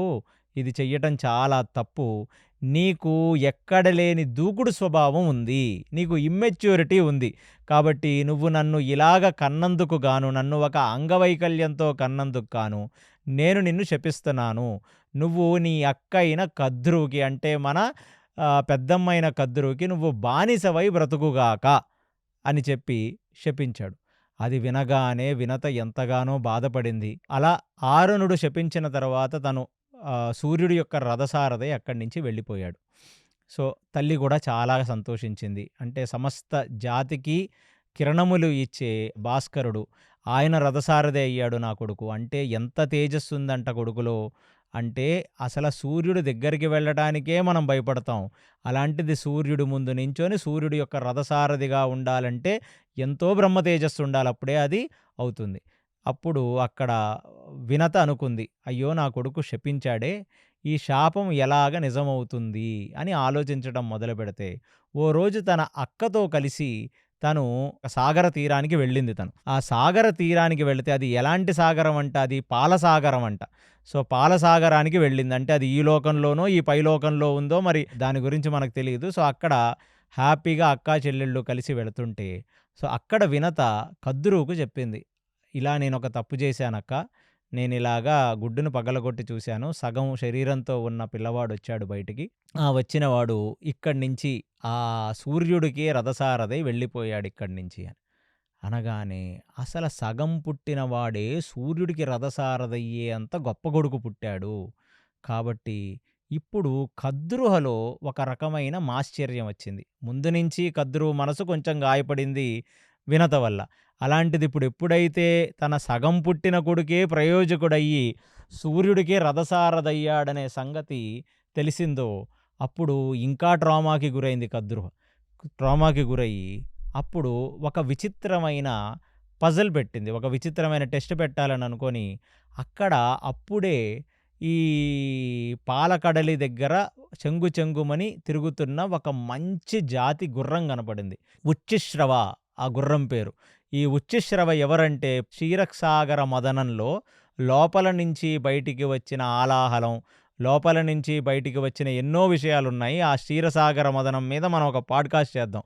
ఆ క్షీరసాగర మదనంలోంచి వచ్చినదే ఉచ్చశ్రవ అనే ఒక దేవతా గుర్రం. ఆ గుర్రాన్నే ఎప్పుడైతే బలిచక్రవర్తి స్వర్గాన్ని జయించాడో, బలిచక్రవర్తే ఆ గుర్రం మీద తిరిగేవాడంట. అలాంటి ఉచ్చమశ్రవ అది ఎవ్వరికీ గుర్రం కాదది. అది కేవలం ఒక ఉత్తమ జాతి గుర్రం. కేవలం ఇండిపెండెంట్‌గా ఉంటది తప్ప ఒకళ్ళ ఆధీనంలో ఉండే గుర్రం గాదు. అలాంటి గుర్రాన్ని చూసి ఎంత బాగుంది ఆ గుర్రం. కద్రుహ ఇప్పుడు వినతతో అంటుంది. ఏమనంటే ఎంత బాగుంది ఆ గుర్రం. చంద్రుడికి ఎలా అయితే అంతా తెలుపుండి ఒక చిన్న మచ్చుంటుందో, అలాగ చూడు పాలకడలిలోంచి వచ్చిన ఆ గుర్రానికి మొత్తం తెల్లగా ఉంది గానీ, తోక భాగం చూడు చిన్న నలుపుంది అంది. అనగానే అసలు మామూలుగానే చెల్లి ముందు నుంచి దూకుడు స్వభావం కలిగినది, కొంచెం మెచ్యూరిటీ లేనిది. అలాంటి వినత ఆ కద్రువని చూసి, "నీకేమన్నా కళ్ళు మసగ్గమ్మాయా ఏమిటి? పూర్తిగా తెల్లగానే ఉంది. నీకెక్కడ నలుపు కనపడిందంటే, పోన్లే మనం రేపొచ్చి చూద్దాము. నాకైతే నలుపు కనపడింది. సరే రేపొచ్చి మనం చూద్దాం. ఆ లోపల ఇప్పుడు కశ్యప ప్రజాపతి తన సంధ్యావందనాది క్రియలు ముగించుకొనొస్తాడు. కాబట్టి ఆయనకి మనం సేవలు జెయ్యాలి. కాబట్టి ఆయన దగ్గరికి వెళదాం. రేపొచ్చినప్పుడు అక్కడ నిజంగా నలుపే ఉంటే, అప్పుడు నువ్వు నాకు ఇక మారు మాట మాట్లాడకుండా నాకు బానిసలాగా పడుండాలి. ఒకవేళ ఆ గుర్రానికి నల్ల మచ్చ లేకపోయి ఉంటే, నలుపు లేకపోయుంటే గుర్రం తోకకి, అప్పుడు నేను నీకు బానిసగా పడుంటానని జెప్పింది. ఎప్పుడైతే కద్రువ నోట ఈ మాట వచ్చిందో, వినతకు తన కొడుకు తనకిచ్చిన శాపం గుర్తొచ్చింది. గుర్తొచ్చి, అమ్మా! నా కొడుకు గూడా నాకిలాంటి శాపమే ఇచ్చాడు. కాబట్టి ఖచ్చితంగా ఉచ్చశ్రవ దగ్గర నలుపనేదే ఉండదు. అది నాకు 100% తెలుసు. కాబట్టి మనం ఇది ఒప్పుకుంటే ఖచ్చితంగా రేపొద్దున వెళితే అక్కడ ఆ తోక దగ్గర ఎలాగో నలుపుండదు. మా అక్క ఆల్రెడీ పప్పులో కాలేసింది, తప్పు జెప్పింది. కాబట్టి అమ్మో! ఇది ఒప్పుకుంటే ఈ శాపాన్నించి మనం దాటవచ్చు అని అనుకుంది. అనుకొని సరే అంది. ఆ రాత్రి కశ్యప ప్రజాపతికి బాగా సేవ చేసి, అక్కడ ఆ కద్రుహు వచ్చి, ఆ పాములన్నిటినీ కోరి, ఆ పాములలో నల్లగా కాలకూట విషంతో నల్ల త్రాచుపాములు, నల్ల కింకోబ్రాలును పక్కన ఒక సైడ్‌కి తీసింది. తీసి వాటికి చెప్పింది ఏమనంటే, మీరందరూ వెళ్ళి రేపు మీరెలాగో పాములు ఇలా ఏలాడుతుంటారు. తోకలానే ఉంటారు. ఒక రకంగా ఆ తోక మీద ఉన్న ఎంట్రుకల్లానే ఉంటారు. మీరందరూ వెళ్ళి ఉచ్చశ్రవ యొక్క తోకని పట్టుకొని, మీరందరూ గూడా తోక మీద ఉన్న వెంట్రుకల్లాగా వేలాడుతూ ఉంటే, అప్పుడు ఆ గుర్రము తోక నలుపు అనేది అక్కడ కనిపిస్తుంది. అలా కనిపిస్తే అప్పుడు వినత ఓడిపోతుంది. వినత ఓడిపోతే అప్పుడు నాకు మీ అందరికీ గూడా తను ఒక స్లేవ్‌గా మారిపోతుంది. మీ అందరికీ సేవ చేస్తుంది అనే ఒక సంగతి ఇక్కడ కద్రుహు పిల్లలనంది. అనగానే అంటే ఇదంతా మీరు మళ్ళీ నేను చెప్తున్నాను. ఇవన్నీ మహాభారతానికి కనెక్ట్ చేసుకోండి. ఎప్పుడైతే గాంధారి మనసులో ఆల్రెడీ ఒక కొడుకు పుట్టాడు. వాడు ఈ రాజ్యాన్ని ఏల్తాడు, వాడు దైవాంశ సంభూతుడు, వాడు అన్ని రకాలుగా ధర్మం కలిగిన వాడని ధర్మరాజు కుంతికి పుట్టటం చూచి తను ఎప్పుడైతే తన గర్భాన్ని కొట్టుకుందో 100 మంది బయటికొచ్చారు. ఈమె బుద్ధి ఎలాంటిదో అలాంటి బుద్ధే పిల్లల్లోకొచ్చింది. అలాంటిదే జరుగుతుంది ఇక్కడ గూడా. అంటే ఇద్దరు ఆడవాళ్లతో మొదలైంది ఈ కథ. అందుకనే అక్కడ గూడా కద్రు మనసులో ఇంత మాశ్చర్యం ఉంది. అయ్యో పాపం నా చెల్లెలే ఏదో ఉడుకు రక్తం, ఏదో దూకుడు స్వభావం, అందుకనే ఇలా అందని కాకుండా ఇప్పుడు రివెంజ్ తీర్చుకుంటుంది. ఎందుకు అంటే ఒక కొడుకు పుట్టి వాడు సగం పుడితేనే సూర్యుడికి రథసారథయ్యాడు. వాడు పూర్తిగా పుడితే అసలు వాడెంత గొప్పవాడవుతాడు. కాబట్టి అది చూడలేక తన మనసులో మాశ్చర్యంతో అంటే అంత పాములు ఆ రోజు కద్రుని చూసి, ఏంటమ్మా మన పిన్నిని చూచి ఎందుకిలా మాటలు మాట్లాడతావు? పాపం నీ తర్వాతొచ్చిందే గదా! నీకంటే చిన్నది గదా! కొంచెం జాలి చూపించాలి గదా! కాబట్టి మేమిది చెయ్యమన్నాయి పాములు. అనగానే ఇక తల్లిలో ఎక్కడ లేని కోపం బయటకొచ్చి, నా మాట వినరా నా పిల్లలని చెప్పి, మీరందరూ కూడా జన్మేజయుడు చేస్తున్న సర్పయాగంలో పడి మరణించుగాక అని శాపమిచ్చింది. అంటే చూడండి, మహాభారతం స్టార్టింగ్‌లో వ్యాసుడు ఆ సత్యయుగాన్ని తీసుకొని వచ్చి ఈ కలియుగంలో ఉన్నదానికి కనెక్ట్ చేశాడు. సత్యయుగంలో జరుగుతున్న కథ యొక్క శాపం ఇప్పుడు ఆ కల్పంలో ఉన్న కలియుగ ప్రారంభంలో జన్మేజయుడు సర్పయాగానికి ముడిపడి ఉందన్నమాట. ఇంత స్క్రీన్ ప్లే ఉంది పురాణాల్లో. అది విన్న పాములన్నీ హడలిపోయాయి. ఇదేమిటమ్మా ఇది? నీవు పూర్తిగా అసురురాలుగా మారిపోయావు నువ్వు. నేనేదో మీ చెల్లె అని చెప్పి క్షమించమని అడిగితే, మీరొచ్చి గుడ్డొచ్చి పిల్లనెక్కిరించిందా అన్నట్టు మేమొచ్చేదో నీకు బోధ చేయబోతే, అనవసరంగా నువ్వు ఇంత పెద్ద విషయాన్ని చేశావు, ఇంత పెద్ద శాపాన్నిచ్చావు, కాబట్టి నీ శాపాన్ని ఉపసంహరించుకోవలసినది అని ఆ సర్పాలన్నీ కోరాయి. కాబట్టి ఆ శాపాన్ని ఉపసంహరించుకునే ఉపాయం కూడా ముందొస్తుంది. ఇదంతా పెద్ద కథ. సో ఇదంతా కనెక్ట్ చేసుకుందరు కానీ మీరు తర్వాత ఫస్ట్ జరుగుతున్న కథని చెప్తాను అని. ఇప్పుడు తల్లిగా నేను చెప్పింది చెప్పినట్టు చేస్తే మీ శాపం నుంచి మీరు ఉపశమనం పొందుతారంది. అనగానే ఇక పాములన్నీ చేజోడ్చి నమస్కరించి కద్రువుకి మరుసటి రోజు పొద్దున్నే కద్రువు వినితని తీసుకొని మళ్ళీ ఆ క్షీరసాగర యొక్క ఆ సముద్ర తీరములకు వెళితే, ఆ సముద్ర తీరంలో మళ్ళీ ఆ గుర్రం చెంగు చెంగున ఎగురుకుంటూ వస్తే, అప్పుడు ఈ పాములన్నీ వెళ్ళి ఆ తోకని పట్టుకొని ఆ తోక ఎంట్రుకల్లాగా వేలాడుతుంటే అది చూపించి కద్రుక వినతికి చెప్పింది. ఏమని? చూసావా, నిన్న చెప్తే నువ్వేమన్నావు? నీ కళ్ళేమన్నా మసక గమ్మాయా, బైర్లు గమ్మాయా అన్నావు కదా. నీ కళ్ళేనే మసక గమ్మాయి, బైర్లు గమ్మాయి. చూడు, అంత తెల్లగా ఉన్న ఉచ్చశ్రవ గుర్రానికి తోక మాత్రం నల్లగా ఉంది. నువ్వు ఓడిపోయినట్టేనా అంది. అనగానే వినతకు అప్పుడు గుర్తొచ్చింది, అమ్మ నా కొడుకు పుట్టగానే నన్ను శపించాడు, ఆ శాపం ఎప్పుడు నిజమవుతుందా అని అనుకున్నానురా నాయన. అటు ఇటు తిరిగొచ్చి నిజమైంది. కానీ ఉచ్చశ్రవకి ఎలాగ నలుపుంది? నా పూర్వీకులెవరూ చెప్పలేదే, ఇది తెల్లగుర్రం అని చెప్పారే. అంటే అందుకనే నువ్వు జూనియర్వి, నేను సీనియర్ని, నేను అక్కని, నువ్వు చెల్లివి చెల్లిలాగా ఉండాలి, ఓవర్ యాక్టింగ్ చేయకూడదు. రేపటి నుంచి ఇంటికొచ్చి వంట వండి పెట్టి తిన్నవన్నీ కడిగేసి ఇల్లు మొత్తం చేసేసి నేను కశ్యప ప్రజాపతిని సేవించుకుంటూ ఉంటే నువ్వు నన్ను నా పిల్లల్ని సేవించుకోవాలి, సరేనా? అంటే ఇంకా వినతి కూడా ఏముంటుంది, ఏదో శపథానికి ఒప్పుకుంది. తన కొడుకు యొక్క శాపం ఫలించకుండా ఉండటానికి ఒక మంచి అవకాశం అని. శాపం ఫలించింది, కొడుకు శాపము ఫలించింది, అక్కలో ఉన్న మాశ్చర్యము బయటపడింది. దానివల్ల వచ్చి అలాగా వాళ్ళకి సేవలు చేసుకుంటూ ఉంది. కొంతకాలానికి ఒకరోజు పొద్దున్నే ఇంకొక గుడ్డు పగలటం మొదలుపెట్టింది. పగులుతూ ఎంతగానో అది చూసి ఆనందపడింది. అమ్మో, నా రెండో కొడుకు వచ్చి నా బానిసత్వం నుంచి నన్ను విడిపిస్తాడని నాకు నా పెద్ద కొడుకు ఆరుణుడే శాప విమోచనాన్ని కూడా చెప్పాడు కదా. కాబట్టి ఎవరొస్తున్నారనగానే ఒక్కసారిగా బాంబు బ్లాస్ట్ అయినట్టు గుడ్డు బ్లాస్ట్ అయ్యి లోపల నుంచి పెద్ద పెద్ద రెక్కలతో ఆ గరుత్మంతుడు బయటికి వచ్చి ఆయన అలా అమాంతంగా బ్రహ్మలోకం వరకు ఎగిరి మళ్ళీ బ్రహ్మలోకం నుంచి పాతాళలోకం వరకు ఎగిరాడంట ఒక్కసారి.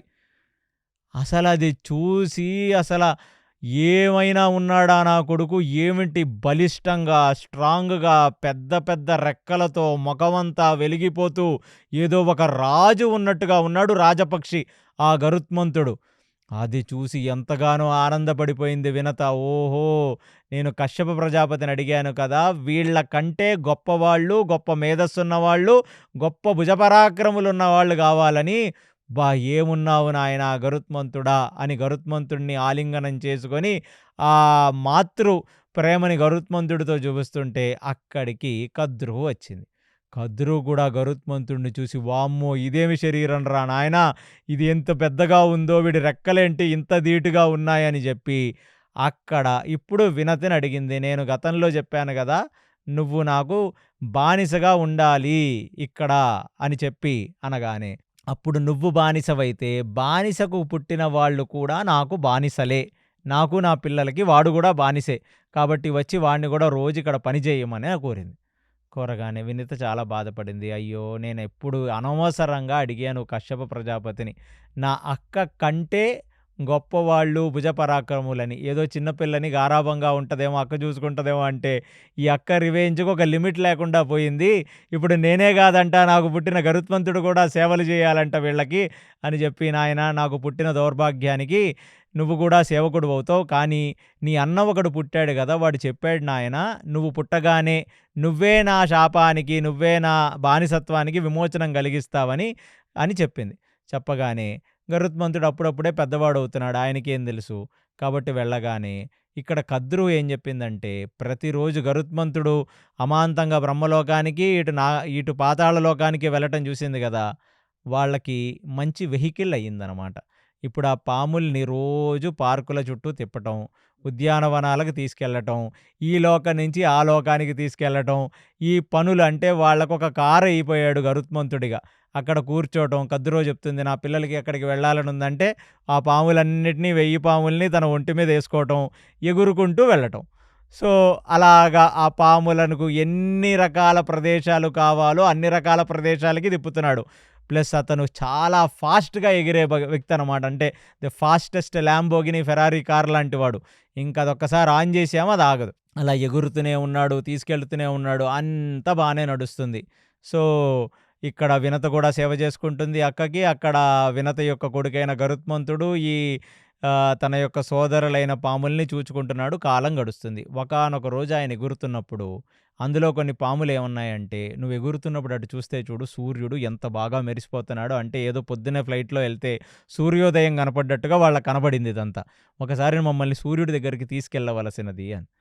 సూర్యుడి దగ్గరికి గరుత్మంతుడంటే ఎగురుకుంటూ వెళ్తాడు. ఆ హనుమంతుడు సూర్యుడి దగ్గరికి వెళ్ళినట్టు గరుత్మంతుడు కూడా అంతే తేజో సంపన్నుడనమాట ఆయన.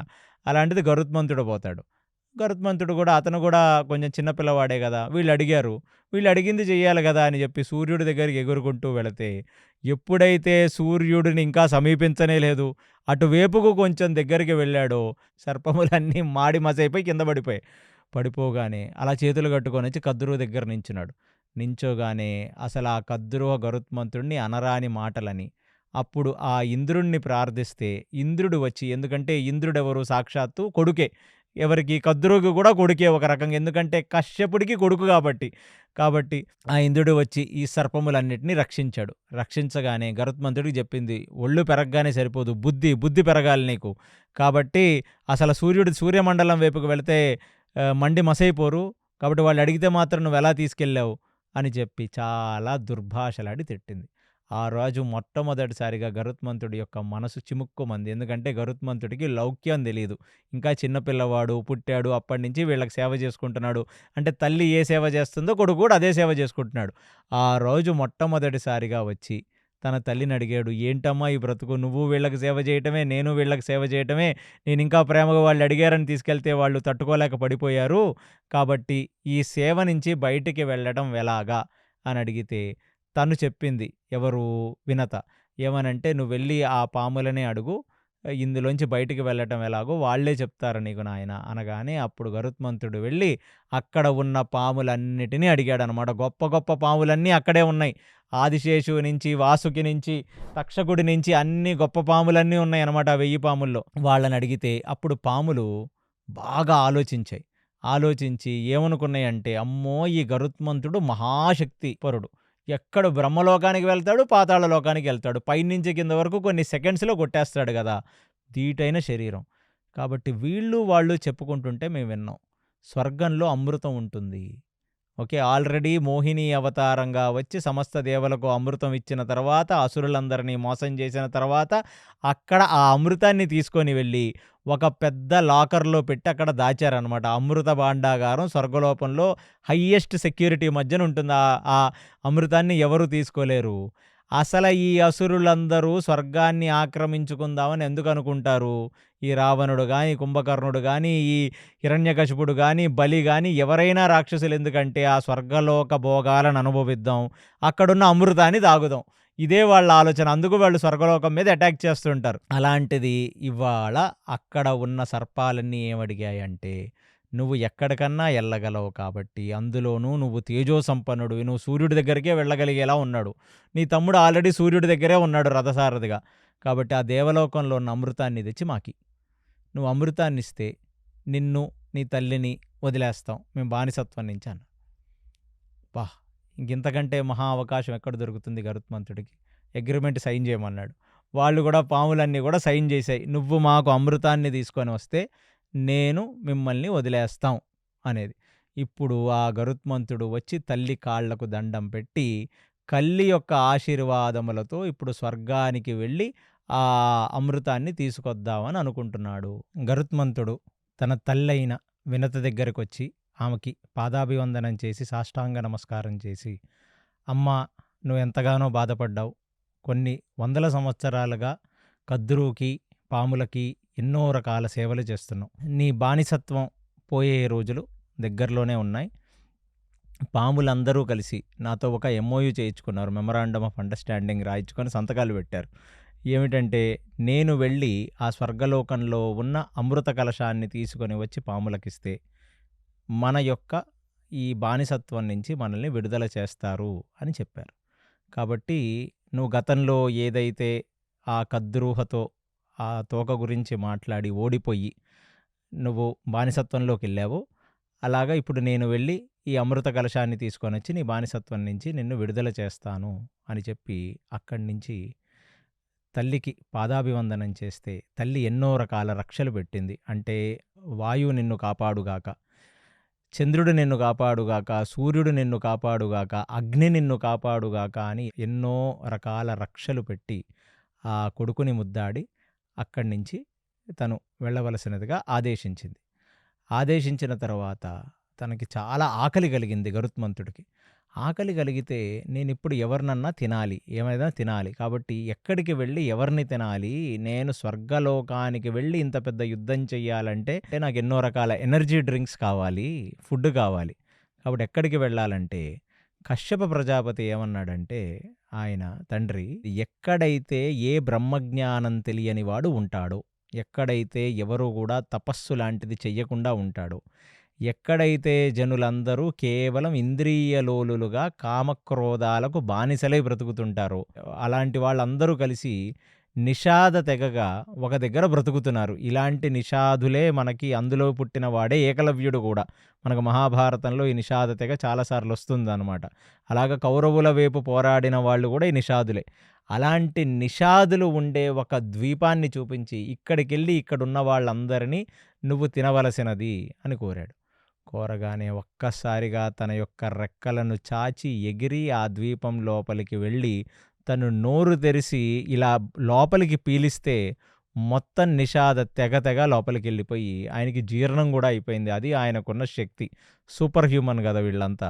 ఇక కశ్యప ప్రజాపతి దగ్గరికి వచ్చి, తండ్రి గారి దగ్గరికి వచ్చి, నేను ఇంతమందిని తిన్నా, నాకు ఇంకా ఆకలి తీరినట్టుగానే లేదు తండ్రి గారు. సో నాకు ఇంకా క్షుద్బాధ ఉంది. నేను ఫుల్లుగా ఆకలి తీర్చుకుంటే తప్ప నేను వెళ్ళి దేవతలతో యుద్ధం చెయ్యలేను. ఇంకేమైనా విశేషమైనవి ఉంటే చెప్పండి, నేను తింటాను.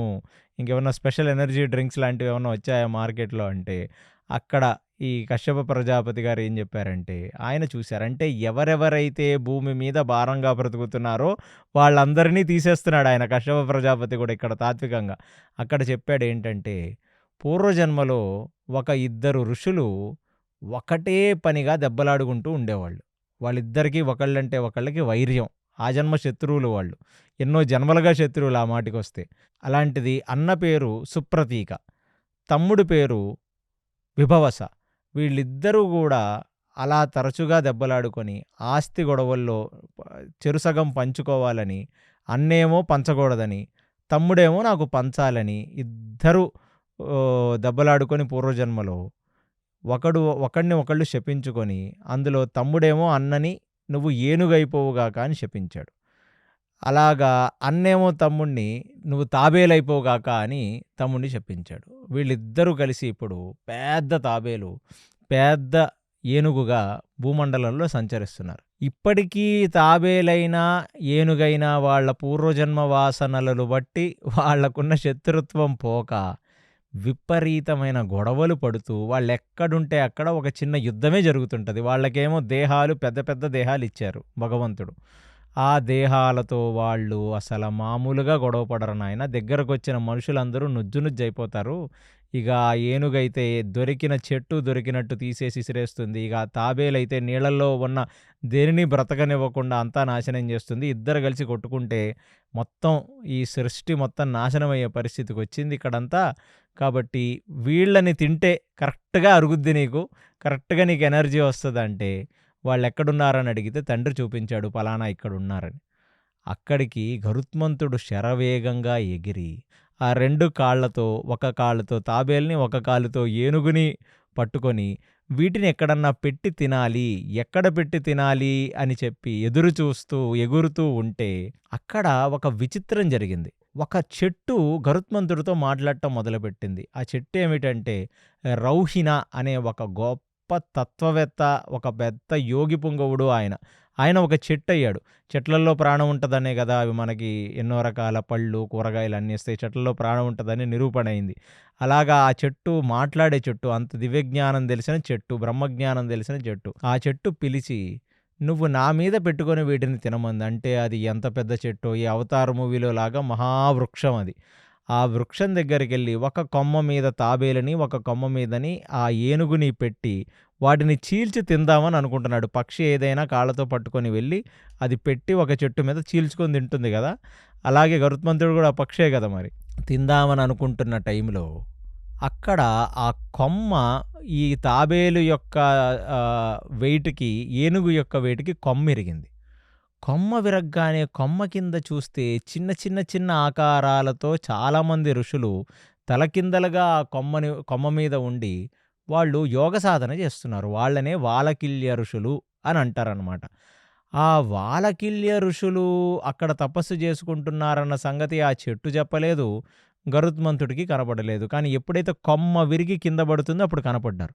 కనబడగానే ఇప్పుడు ఆ కొమ్మని మళ్ళీ ముక్కుతో పట్టుకున్నాడాయన.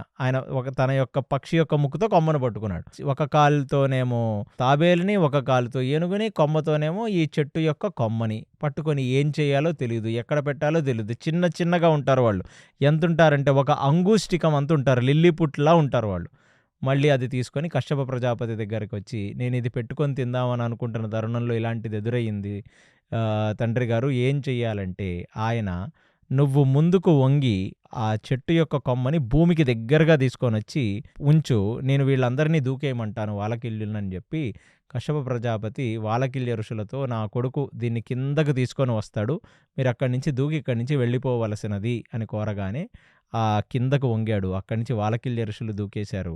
ఆ కొమ్మ అక్కడ పడేశాడు. వాలకిల్య ఋషులు అక్కడి నుంచి వెళ్ళిపోయారు. సో, కశ్యప ప్రజాపతి కూడా ఒక లోక కళ్యాణార్థమై పుట్టినవాడు ఈ గరుత్మంతుడు. కాబట్టి వాడిని ఏ రకంగా గూడా మీరు శపించొద్దు, మిమ్మల్ని ఇబ్బంది పెట్టినా అంటే, "సరే స్వామి, ఎందుకు గరుత్మంతుడికి వాలకిల్య ఋషులు ఎద్దొచ్చారంటే, అసల గరుత్మంతుడి జననానికి వాలకిల్య ఋషులు ఒక కారణం. ఈ వాలకిల్య ఋషులు మహాబ్రహ్మజ్ఞానం తెలిసిన వాళ్ళు, ఎవరినైనా శపించగలరు. అందుకు కశ్యప ప్రజాపతి చెప్పాడు, "మీ యొక్క ఆశీర్వాదముతో పుట్టినవాడే గరుత్మంతుడు. ఇది ఫ్యూచర్‌లో వస్తది. కాబట్టి మీరు మళ్ళీ ఇతన్ని ఆశీర్వదించండి" అనగానే ఆ గరుత్మంతుడు ఆ కాళ్ళతో ఆ తాబేలుని చీల్చి, ఆ ఏనుగుని చీల్చి తింటుంటే, ఆ వాలకిల్య ఋషులందరూ అతన్ని ఆశీర్వదించారంటే ఇదంతా దుష్ట శిక్షణ, శిష్టరక్షణలాగా దుష్ట శిక్షణ జరుగుతుందిక్కడ. ఆ నిషాదరాజ్యం వాళ్ళందరిని తినేశాడు. ఈ క్రూరమైన తాబేలు, క్రూరమైన ఏనుగుని తినేశాడు. తిన్న తర్వాత అతను ఫుల్ ఎనర్జీ వచ్చింది. అందులోను వాలకిల్య ఋషులందరూ దగ్గర నుంచి ఆయన్ని దీవించారు. ఇంకా ఒక్కసారిగా భూమిని కిందకిలాగ తొక్కి అలా గాల్లోకి ఎగిరితే ఒక్క దూకుడుకు వచ్చి అతను స్వర్గలోకంలో వాలిపోయాడు. స్వర్గలోకంలోకి వాలిపోగానే అక్కడున్న ఎంతోమంది రాజులు, ఎంతోమంది క్షత్రియులు, ఎంతోమంది స్వర్గలోకాన్ని కాపాడుతున్న వాళ్ళందరూ బరిసెలు, ఖడ్గాలు, గండ్రగొడ్డళ్ళు, ధనుస్సులు, బాణాలు తీసుకొని వచ్చి గరుత్మంతుడి మీదకు వేస్తుంటే, గరుత్మంతుడు అలా నిలబడి ఒక్కసారిగా తనకున్న రెక్కల్ని కొడుతుంటే, రెక్కల నుంచి వచ్చిన శబ్దానికి, రెక్కల నుంచి వస్తున్న గాలికి వాళ్ళ కర్ణబేరములు పగిలి తలా ఒక దిక్కుకి ఎగిరిపోయారంట. ఏమిటి ఇలా ఎగిరిపోయారని చెప్పి ఇంద్రుడు వాయువుని వెళ్ళమంటే, ఆల్రెడీ వాళ్ళమ్మ వాయువు నిన్ను కాపాడుగాక అని రక్షబెట్టింది. మహాపతివ్రతా శిరోమణి, ఏదో చిన్నతనంలో చేసిన తప్పు తప్ప వాళ్ళు కశ్యప ప్రజాపతికి భార్యలయ్యారంటే వాళ్ళంతా మహోత్కృష్టమైన జీవులు. కాబట్టి ఆ వాయువు పెద్ద గాలి వీస్తే ఆ గాలి కూడా గరుత్మంతుడిని లేపలేకపోతుంది. అగ్ని వేస్తుంటే గరుత్మంతుడిని తగలట్లేదు. ఏమీ జరగట్లేదు. పెద్ద పెద్ద దేవతలందరూ గరుత్మంతుడిని ఏం చెయ్యలేకపోతే అప్పుడు ఇంద్రుడే ఆశ్చర్యపోయి ఏమిటి ఈ వింత జీవి, వింత పక్షి ఎక్కడి నుంచొచ్చింది ఏమిటని చెప్పి బృహస్పతిని అడిగాడు. బృహస్పతిని అడిగితే బృహస్పతి చెప్పాడు, నాయన ఎవరు చేసిన తప్పులు వాళ్ళనే వెంటాడతాయి నాయనా. నీకిప్పుడు గుర్తొచ్చిందా నువ్వేం చేశావు అనగానే ఫ్లాష్ బ్యాక్‌లోకి తీసుకెళ్ళాడు ఇలా బృహస్పతి. తీసుకెళ్తే ఎప్పుడైతే పుత్రకామేష్టి యాగం కశ్యప ప్రజాపతి చేస్తున్నాడో, ఎవరికి కద్రుకి, వినతకు పిల్లల కోసం పుత్రకామేష్టి యాగం చేశాడని చెప్పాను. ఆ యాగానికి తన తండ్రి చేస్తున్న యాగమని ఇంద్రుడొచ్చాడు. అందరొచ్చారు సమస్త దేవతలందరూ. అందరూ వస్తే ఆ ఇంద్రుడు దగ్గర నుంచి ఆ కశ్యప ప్రజాపతి యాగగుండం, ఆ కశ్యప ప్రజాపతి యాగగుండం మీద ముగ్గులేయటం, అక్కడ హవిష్యుకి రెడీ చేయటం, అక్కడ సమిదలు, అక్కడ దినుసులు ఇలాంటివన్నీ కూడా అక్కడ ఉన్న ఘృతం అవన్నీ ఆర్గనైజ్ చేసి తన స్వహస్తాలతో రెడీ చేస్తున్నాడు తండ్రి చేసే యజ్ఞానికి. చేస్తుంటే చిన్న చిన్న అంగుష్టికంలాగా ఉన్న 80,000 మంది వాలకిల్య ఋషులందరూ లిల్లీపుట్లాగంటే ఒక చీమల్లాగా అందరూ కలిసి ఒక ఒక దర్భ కావాలి మనకి యజ్ఞంలోకి, అలా ఒక సమిద కావాలి. అందరూ కలిసి వాళ్ళ నెత్తి మీద ఒక చెక్కను అలా మోసుకుంటూ తెచ్చి అక్కడ పెట్టడం, ఒక ఆకుని మోసుకుంటూ వచ్చి అక్కడ పెట్టడం లాంటివి చేస్తుంటే ఇంద్రుడికి అది చూసి చాలా నవ్వొచ్చింది. అంటే ఎవరికైనా నవ్వొస్తుంది. వాళ్ళంతా చిన్న చిన్న పిల్లలు ఒక్క సమిదని ఇలా తీసుకొని వచ్చి పెడుతున్నాడు. ఇంద్రుడేమో 4, 5 సమితలు ఒక మనిషి చేతిలో ఎన్ని పడితే అన్ని పెట్టగలడు కదా! వాళ్ళ ఆకారానికి వాళ్ళు ఈ కశ్యప ప్రజాపతి యొక్క సంతానమే. కాబట్టి ఆ వాలకిల్య ఋషులు కూడా ఆ తండ్రి గారికి సేవ చేద్దామని అక్కడ వాళ్ళందరూ వాళ్ళ ప్రయత్నాలు వాళ్ళు చేస్తుంటే, అందులోనూ బ్రహ్మజ్ఞానులు ఆకారమే తక్కువ వాళ్ళకి. కాబట్టి ఆ 88,000 మందిని చూచి నవ్వితే పగ్గుమని, అప్పుడు వాలకిల్య ఋషిని ఇంద్రుణ్ణి చూసి, నీకు ఎంత ఎగతాళి మా ఆకారాలని చూసి, కాబట్టి అసలు ఫస్టు నీకే ఒక ధీటైన వ్యక్తిని మేము క్రియేట్ చేసి, ఇంకొక ఇంద్రుణ్ణి మేము క్రియేట్ చేస్తాం ఈ లోకానికని చెప్పి, వాళ్ళ తపోశక్తి మొత్తం ధారపోస్తే పుత్రకామేష్టి యాగంలో ఆ తపోశక్తి వాలకిల్య ఋషుల యొక్క బ్రహ్మశక్తి, వాళ్ళ యొక్క తపశ్శక్తితో పుట్టినవాడే ఈ గరుత్మంతుడు. అప్పుడు అక్కడ కశ్యప ప్రజాపతి వాలకిల్య ఋషుల్ని పిలిచి, వాలకిల్య ఋషులకి చెప్పాడు. ఏమిటంటే, బ్రహ్మగారు గదా ఈ సృష్టి మొత్తాన్ని నడిపేది. ఆయన దగ్గర పనిచేస్తున్న వాడే ఈ ఇంద్రుడు. కాబట్టి అలాంటి ఇంద్రుడు బదులు నువ్వొక ఇంద్రుడిని క్రియేట్ చేస్తే ఇతను అసలైన ఇంద్రుడా? నువ్వు సృష్టించిన వాడసలైన ఇంద్రుడా? అని చెప్పి ఈ మొత్తం ఆర్గనైజేషన్‌లోనే ఒక ప్రాబ్లమ్ వస్తది. మొత్తం బ్రహ్మాండమే సరిగ్గా నడవదు. కాబట్టి ఇంద్రుడిని మీరు క్షమించి వదిలేయండి. మీరు సృష్టించబోయే ఆ ఇంద్రుడు మీ తపోశక్తితో వాడు పక్షులందరికీ రారాజైన ఇంద్రుడయ్యి, వాడు గొప్ప మేధాశక్తితో ఉన్నవాడయ్యి, సాక్షాత్తు ఆ హరికే నిత్యం కైంకర్యం చేసే ఒక మహోత్కృష్టమైన జీవుడవుతాడు. అనగానే వాలకిల్య ఋషులు ఒక బ్రాహ్మణోత్తములు, అంటే బ్రహ్మజ్ఞానం తెలిసిన వాళ్ళు. ఇక్కడ బ్రాహ్మణోత్తములు అంటే జాతి కాదు ఎవరిది కూడా. సో ఆ బ్రహ్మజ్ఞానం తెలిసిన వాళ్ళు కాబట్టి, సరే ఏదో అన్న నవ్వాడు అని చెప్పి ఆయన్ని క్షమించి, వాళ్ళు కూడా అలాగే కశ్యప ప్రజాపతి మీరు చెప్పినట్టే ఆ వచ్చే జీవి కూడా, వచ్చే తపోశక్తితో వచ్చే జీవి అలాగే ఒక మహోత్కృష్టమైన జీవి అవ్వుగాక, అతను పక్షులకే ఇంద్రుడవ్వుగాక అని చెప్పారు. చెప్పినందుకు గాను ఇప్పుడు ఆ ఇంద్రుడి చేతిలో ఈ ఇంద్రుడు ఓడిపోవలసి వస్తుంది. అంటే వాళ్ళని చూసి నవ్వాడు గదా! దానొక్కదానికి ఇప్పుడు ఈ ఇంద్రుడు ఓడిపోతున్నాడు. ఎవరి చేతిలో? గరుత్మంతుడు. ఆ ఇంద్రుడే నాయన ఇప్పుడు వచ్చింది. పక్షిరాజ ఇంద్రుడు. పక్షులకు ఇంద్రుడు లాంటి వాడొచ్చాడు. కాబట్టి నువ్వు గెలవటం అనేది కలలో కూడా చెయ్యలేవు. ఎందుకంటే అక్కడ ఆ వాలకిల్య ఋషుల యొక్క తపోశక్తి ఉంది అతనిలో. అందులోనే నిన్ను వాళ్ళు శపించారు. కాబట్టి నువ్వన్నీ ఏమీ చెయ్యకుండా ప్రశాంతంగా గరుత్మంతుడు చేసేది చూడు నాయనా అని చెప్పాడు. సరే స్వామి నేనలాగే చూస్తానన్నాడు ఆ తండ్రితో. ఇక గరుత్మంతుడు ఎక్కడ లేనివాడై పేట్రేగిపోయి స్వర్గలోకంలో మొత్తం తిరుగుతూ అసల ఈ అమృతం అనేది ఎక్కడ దాచారు అని ఎతుక్కుంటూ వెళ్తే ఫైనల్లీ ఒక వీవీఐపీ ప్లేస్ వచ్చింది. High voltage place. మొత్తం ప్రొటెక్షను, అన్నీ ఎలక్ట్రిసిటీ, అగ్ని, వాయువు అన్నీ కలిసి అంత సమస్త దేవతలు గాడి చేత ప్రొటెక్ట్ చేయబడుతుంటే అక్కడొక పెద్ద వీలుంది. ఆ వీలు మధ్యలో ఈ అమృత కలశాన్ని పెట్టారు. అది రౌండ్‌గా తిరిగే ఒక పెద్ద చక్రం.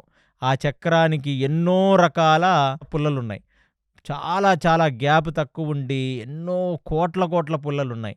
చక్రం చాలా ఫాస్ట్‌గా తిరుగుతుంది. చక్రం చుట్టూ పెద్ద బ్లేడు. తగిలితే ఇక ఏదైనా తెగిపోవాల్సిందే. ఆ చక్రం బయట ఒక పెద్ద అగ్నిజ్వాల, చక్రం కింద కాపాడటానికి 2 భయంకరమైన సర్పాలు. అలా ఉంది. అది చూశాడు గరుత్మంతుడు. చూసి దగ్గరికి వెళదామంటే అసల ఆ అగ్ని ఎంత తేజోవంతమైన అగ్ని అంటే మొత్తం బ్రహ్మాండాన్నే దహించి వేసేటంతటి అగ్ని అంటది. ఒకసారి ఆలోచించాడు ఈ అగ్నిని ఎలా నియంత్రించడం? ఎందుకంటే అగ్ని దాటితే ఆ బ్లేడుని దాటాలి ఆ చక్రం. ఆ దాటి ఆ లోపలికెళ్తే సర్పాలుంటాయి. దాని లోపలికెళ్తే మధ్యలో ఎక్కడో ఈ అమృత కలశం ఉంది. కాబట్టి ఒక్కసారిగా భూమండలం మీదకొచ్చి భూమండలంలో ఉన్న సమస్త నదులలో ఉన్న నీళ్లు మొత్తం ఒక్కసారిగా జుర్రుకుంటే మొత్తం గరుత్మంతుడు లోపలికి వెళ్ళాయంట. అది తీసుకొని వచ్చి ఒక్కసారిగా అక్కడ వేసేస్తే అగ్ని మొత్తం ఆరిపోయింది. ఆరిపోగానే ఇప్పుడు తను ఒక చిన్న మనిషిగా మారిపోయి, అంటే ఆ పక్షి అతనికి అష్టసిద్ధులు తెలుసు. పెద్ద కొండ అయిపోగలడు, చిన్న పక్షి అయిపోగలడు. ఒక చిన్న పక్షిగా మారి ఒక మిల్లీమీటర్ పక్షిగా వెళ్ళి ఆ చక్రము పుల్లల లోపల నుంచి అతను బయటికొత్తి ఆ చక్రం మధ్యలోకి వెళ్ళగానే అక్కడ 2 విషసర్పాలు భీకరంగా బుసలు కొడుతూ ఉంటే ఒక్కసారిగా చక్రం దాటేసిన తర్వాత మళ్ళీ పెద్ద ఆకారంలోకెళ్ళి ఆయన మళ్ళీ తన రెక్కలను ఆడిస్తే కింద ఉన్న మట్టంతా లేసి ఆ పాముల యొక్క కళ్ళల్లో పడితే ఒక్కసారిగా తన యొక్క రెక్కలతో ఆ అమృత కలశాన్ని పట్టుకోగానే ఒక్కసారిగా ఆ గరుత్మంతుడికి ఒక జల్జరింపొచ్చేసి ఆ రెక్కల నిండా ఒక తేజస్సొచ్చేసి, ఎందుకంటే అమృతాన్ని ముట్టుకోవడం కూడా అదొక పెద్ద అదృష్టం, వరం. మొత్తం బాడీ అంతా ఏదో పెద్ద ఎలక్ట్రిఫికేషన్ లాగా అలా మెరిసిపోతున్నాడు. అది తీసుకొని ఎగురుకుంటూ వెళ్ళిపోయాడు. వెళ్ళిపోగానే ఇంద్రుడు తన ధర్మం తను చెయ్యాలి. ఎందుకంటే గరుత్మంతుడు యొక్క ఈ అమృతాన్ని తీసుకొని వెళ్ళి అయోగ్యులకిస్తే ఇక మళ్ళీ దేవతలు ఎలా వాళ్ళని ఓడించాలి? ఏ అసురులో, సర్పాలో, అయోగ్యులో ఇది తాగి మళ్ళీ స్వర్గానికి వచ్చి అక్కడ యుద్ధం చేసి మొత్తం సృష్టి ధర్మాన్ని మొత్తం నాశనం చేస్తారు కాబట్టి ఇక అది తీసుకొని ఇంకా శరవేగంగా వెళ్ళిపోతుంటే అక్కడికి చతుర్భుజాకారంతో శ్రీమన్నారాయణుడొచ్చాడు. శ్రీమన్నారాయణుడు గరుడుణ్ణి చూసి అబ్బబ్బబ్బబ్బా! ఏమున్నావురా పక్షిరాజువి నువ్వు! నీ యొక్క భక్తికి మెచ్చానురా నేను. ఏమిటా భక్తి అంటే చేతిలో అమృతం ఉంది. అమృతం తాగ్గానే నీకు ఒక్కసారి జల్జరింపొచ్చింది. నీ రెక్కలన్నీ కాంతివంతమయ్యాయి. నీ ఫేస్ అంతా మెరిసిపోతుంది. ఇంత జరిగినా ఆ మూత తీసి నువ్వు మూతి పెట్టి ఆ అమృతాన్ని నువ్వే తాగుంటే నీకు ఎప్పటికీ చావు రాదు, ఎప్పటికీ ఓల్డేజ్ రాదు. అలాంటిది నువ్వు అది కూడా తాగకుండా అమృత కలశాన్ని పట్టుకొని కేవలం మీ మూర్తి కింద బానిసలాగా బ్రతుకుతుంది. ఆమెని ఆ బద్వత్వంలోంచి, బానిసత్వంలోంచి తీసేద్దామనుకున్న నీ నిస్వార్థం, నీ మాతృమూర్తి పట్ల నీకున్న భక్తి నా మనసుని దోచుకున్నాయిరా. ఎందుకంటే నీకు టెంప్టేషన్ కూడా లేదు. ఈ అమృతాన్ని కొంచెం నేను దాగి కిందకి తీసుకెళ్దామన్న టెంప్టేషన్ లేదు. అమ్మని చెరసాలలోంచి విడిపించాలి, అమ్మని బానిసత్వంలోంచి విడిపించాలన్న ఒక్కటే త్రికరణ శుద్ధి, కార్యసిద్ధితో ఉన్నవాడివి కాబట్టి నీకు ఏ వరము కావాలో కోరుకో గరుడా నేను నీకిస్తానంటే గరుత్మంతుడు ఆ బ్రహ్మజ్ఞానం కలిగినవాడు. ఆ ఆది బ్రహ్మ పరంజ్యోతి స్వరూపుడైన ఈ శ్రీ మహావిష్ణువుని చేజోడ్చి నమస్కరించి శరణాగతి పొంది ప్రపత్తితో, భక్తితో ఆయనకి ఒక 2 కోరికలు కావాలి స్వామి. ఒకటి, నేను ఎప్పటికీ అమృతాన్ని తాగాలనుకోవట్లేదు. అయినా సరే ఈ అమృతం తాగితే ఎంత శక్తి వస్తుందో, ఏ యవ్వనం వస్తుందో అదంతా నాకివ్వవలసినది అని కోరాడు. అప్పుడు గరుత్మంతుడి యొక్క కోరికను చూచి రెండవ కోరికేమిటి నీకన్నాడు. అంటే ఏ యోగులైతే పరబ్రహ్మ గురించి తపస్సు చేస్తారో, ఏ మునులైతే కపాల మోక్షమును పొంది నిన్ను చేరే ప్రయత్నం చేస్తారో ఆ పరమయోగులకు పరిపరి విధములుగా వరములొసంగే నీ పాదముల చెంత నేనుండి నిరంతరము నిన్ను సేవించుకుంటూ ఆ నిత్యం ఆ వైకుంఠంలోనే ఉంటూ నువ్వెక్కడికి వెళితే అక్కడ నా వీపు మీద కూర్చుంటే నిన్ను సేవించుకునే అదృష్టాన్ని, నీకు వాహనమయ్యే అదృష్టాన్ని నాకు ప్రసాదించవలసినది. అలా నిన్ను నిత్యం నేను సేవించాలి. కాబట్టి ఆ అమృతం ఏదైతే శరీరానికి ఒక దృఢత్వం, శరీరానికి ఒక తేజస్సు, అలుపు లేని తత్వం, ముసలితనం లేని తత్వం ఇస్తదో, నా కోసం కాదు నాకిది కావాల్సింది. నేను నిన్ను సేవ చెయ్యాలి కాబట్టి నాకు ఆ అమృతం తాగితే ఎటువంటి ఒక సిద్ధి కలుగుతుందో ఆ సిద్ధి కావాలని చెప్పి ఆయన కోరతే, అసలు ఆయనకున్న తేజస్సుకి, ఆయనకున్న బ్రహ్మజ్ఞానానికి, ఆయన అడిగిన కోరికకి కూడా శ్రీ మహావిష్ణువు ముగ్ధుడైపోయాడు. ఎందుకంటే తన కోసం కోరుకోవట్ల అమృతాన్ని కూడా. ఈయనకు సేవ చెయ్యాలి, నిరంతరం సేవ చేయాలంటే తనకు ఆ శక్తి కావాలని అమృతాన్ని కోరుకున్నాడు. తదాస్తు అనేశాడు. అనగానే ఇక అసలు గరుత్మంతుడు ఇప్పుడే తేజోమూర్తి అయితే కొన్ని కోట్ల రెట్ల తేజం పెరిగిపోయింది ఇంక గరుత్మంతుడికి. ఆ శ్రీ మహావిష్ణువు యొక్క పాదస్పర్శ, శ్రీ మహావిష్ణువు యొక్క స్పర్శ మాత్రం చేత ఆ శ్రీ మహావిష్ణువు యొక్క మనసు పులకరించింది కదా, దానివల్ల సమస్త శక్తి వచ్చేసింది ఇప్పుడు గరుత్మంతుడికి. ఇక ఇంద్రుడికి ఏమీ అర్థం కావట్లేదు. ఏమిట్రా నాయనా, మా నాన్న వాడొచ్చాడు, వాడు అమృతాన్ని తీసుకున్నాడు, శ్రీ మహావిష్ణువుకి వాహనమయ్యాడు, వాడేమిట్రా నాయన ఈ అంచెలంచెల కింద నా ముందే ఎదిగిపోతున్నాడు, బట్ నేను నా ధర్మం అయితే నేను చెయ్యాలి కదా అని చెప్పి ఆ గరుత్మంతుడు, అంటే ఎవరన్నా వచ్చి దొంగతనం చేస్తే చూస్తూ ఊరుకోలేడుగా ఇంద్రుడు. కాబట్టి ఇంద్రుడు తన వజ్రాయుధాన్ని విసిరాడు. వజ్రాయుధాన్ని విసరగానే గరుత్మంతుడు పక్కకు తిరిగి ఇంద్రుడిని చూశాడు. ఇంద్రుడిని చూసి ఇంద్రుడు తనకి అన్నవరస, ఎందుకంటే కశ్యప ప్రజాపతి యొక్క కొడుకే కాబట్టి ఇంద్రుడికి దండం పెట్టి, ఇంద్ర, ఇంత జరిగిన తర్వాత కూడా నువ్వు నా మీద వజ్రాయుధాన్ని వేశావు. నేను సాక్షాత్తు శ్రీమన్నారాయణుడి యొక్క వాహనాన్ని ఇప్పుడు, అందులోనూ నేను మీ అందరికీ ఏ శక్తులున్నాయో ఇప్పుడు నాకు అంతకంటే మామూలుగానే శక్తిపరుణ్ణి, ఇప్పుడు ఆ అమృతం తాగదంతో మీకంటే ఎక్కువ శక్తి వచ్చింది.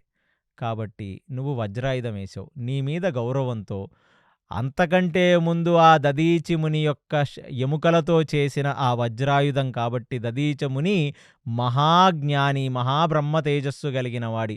ఆయనకి నీకు రెస్పెక్ట్ ఇస్తూ నువ్వు వజ్రాయుధాన్ని వేసావు కాబట్టి ఆ వజ్రాయుధం నన్ను ఏదో ఒక హాని చెయ్యాలి కాబట్టి నా రెక్కలలో ఉన్న ఒక ఈగ ఊడి కింద పడుగాక అని చెప్పి ఇంద్రుడికి వరాన్ని ఇచ్చాడు.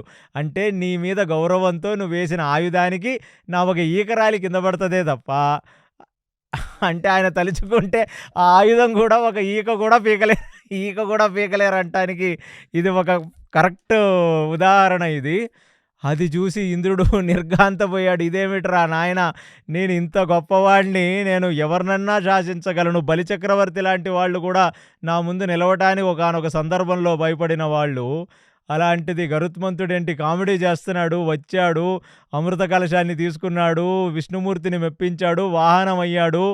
అబ్బా! అంటే తల్లికి చేసే సేవ వల్ల ఒక కొడుకు యొక్క ఔన్నత్యం ఎక్కడికి వెళ్ళిపోతుంది, కొడుకు ఎలా నిలబడతాడో మనకి గరుడోపాఖ్యానం అనేది ఒక ప్రత్యక్ష నిదర్శనం అన్నమాట.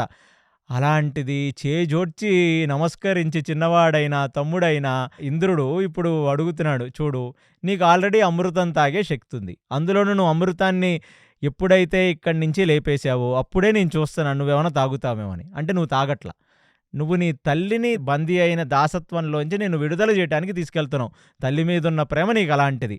కాబట్టి నువ్వు ఈ అమృతాన్ని కిందకు తీసుకెళ్ళి తాగకూడని వాళ్ళకి, అంటే అయోగ్యులకు నువ్వు ఇస్తే వాళ్ళందరూ కూడా నీలాగా శక్తి సంపన్నులయ్యి అప్పుడు 3 లోకాలని బాధించటం మొదలు పెడతారు. కాబట్టి నువ్వు దయచేసి నాకు ఈ ఒక ఉపాయం చెప్పవలసినది, లేదా నాకు ఈ అమృత కలశాన్ని ఇవ్వవలసినది అంటే, అప్పుడు గరుత్మంతుడు గాలిలో చూసి ఒక మాట చెప్పాడు. ఏమిటి అంటే, నేను కిందకెళ్ళి పాములకి ఈ అమృతాన్ని ఇస్తాను. ఇచ్చిన తర్వాత మేము మెమొరాండమ్ ఆఫ్ అండర్‌స్టాండింగ్ రాసుకున్న దానికి మా అమ్మని దాసత్వం నుంచి విడుదల చేస్తారు. నేను విడుదల చేసిన తర్వాత నువ్వొచ్చి ఈ అమృతాన్ని తీసుకొని వెళ్ళిపో. ఎందుకంటే పాములు ఒక నీచ్ కమీనగాళ్ళు వీళ్ళు. వీళ్ళని ఖచ్చితంగా ఈ అమృతం దక్కకూడదు అని చెప్పి ఇంద్రుడినడిగాడు. అబ్బా! ఇగ ఇంద్రుడు గూడా అబ్బబ్బబ్బబ్బా! మనవాడే ఎంత ఎంత ఆలోచన ఉంది. వాడికి ఆ పాములకి ఇవ్వకూడదన్న సంగతి తెలుసు గరుత్మంతుడికి. అంత బ్రహ్మజ్ఞానం తెలిసినవాడు, సాక్షాత్తు విష్ణుమూర్తి యొక్క వాహనమే అయిపోయినవాడు ఎంత జ్ఞానం ఉంటే అవుతాడు.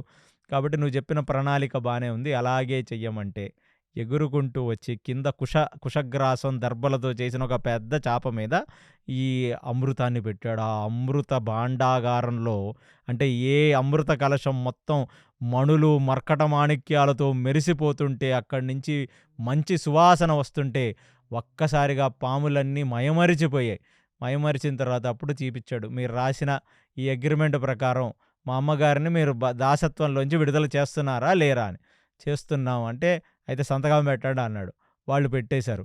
పెట్టేసి ఒక్కసారిగా ఈ 100 సర్పములు గూడా ఆ అమృత కలశానికి వస్తే, అమృత కలశాన్ని ఇష్టం వచ్చినట్టు పట్టుకోకూడదు.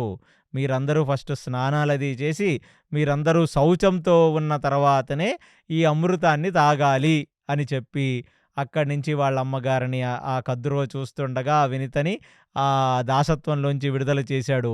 అమ్మని తన భుజం మీద కూర్చోండబెట్టుకున్నాడు. అక్కడి నుంచి తను ఆ వైకుంఠానికి వెళ్ళిపోయాడు గరుత్మంతుడు. ఏంటంటే ఆయనకిప్పుడు అఫీషియల్లీ వైకుంఠంలో ఎళ్లి ఉండొచ్చాయన.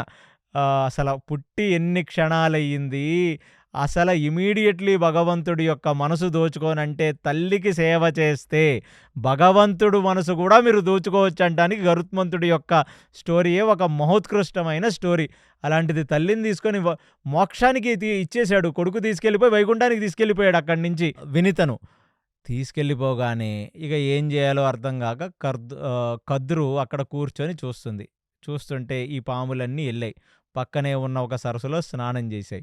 స్నానం చేసి వస్తున్నాయి. ఇక అమృతం తీసుకోవాలనుకుంటున్న టైంలో పైనుంచి ఇంద్రుడొచ్చి అమృత కలశాన్ని తీసుకొని స్వర్గంలోకి వెళ్ళిపోయాడు. అమ్మ! అమ్మ! అమ్మ! ఇదేంటిదిది అనగానే గరుత్మంతుడు అక్కడి నుంచి చెప్పాడు. మీరు తెమ్మన్నారు, నేను తెచ్చాను. మీరు కాపాడుకోవాల్సిన ధర్మం మీది. కాబట్టి మీరు కాపాడుకోలేదు. నేనేం జేయాలని ఆయన ముసిముసి నవ్వులు నవ్వుకుంటూ, ఆయన ఎగురుకుంటూ వాళ్ళ అమ్మని తీసుకొని వెళ్ళిపోయాడు.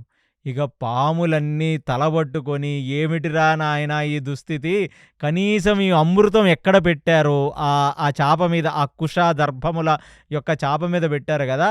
కనీసం దాన్ని నాకితే కొంచెమైనా అమృతం యొక్క శక్తొస్తుందని ఆ 1000 పాములు కలిసి వాళ్ళ నాలికలను చాపి ఆ చాపని నాకాయి. నాకగానే ఒక్కసారిగా ఆహ్, ఆహ్, ఆహ్, పొదునుగా ఉండే, కొచ్చగా ఉండే ఆ కుశగ్రాసం వాటి యొక్క నాలుకలను కోసేసింది. అందుకనే పాములు బయటికి నాలిక విప్పితే అవి 2గా కోసేసిన నాలుకలంటే 2 అయిపోతే, అక్కడ ఇప్పుడు పాముల జాతి మొత్తం నాలికలు బయటికి తీస్తే 2గా తెగబడ్డ నాలుకలతో కనబడతాయి మనకి. అందుకనే పాములన్నిటినీ గూడా ద్విజిహ్వులు అంటారు. అంటే 2 నాలుకలు ఉన్నవి అని అర్థం. ద్వి అంటే 2, జిహ్వ అంటే నాలుక.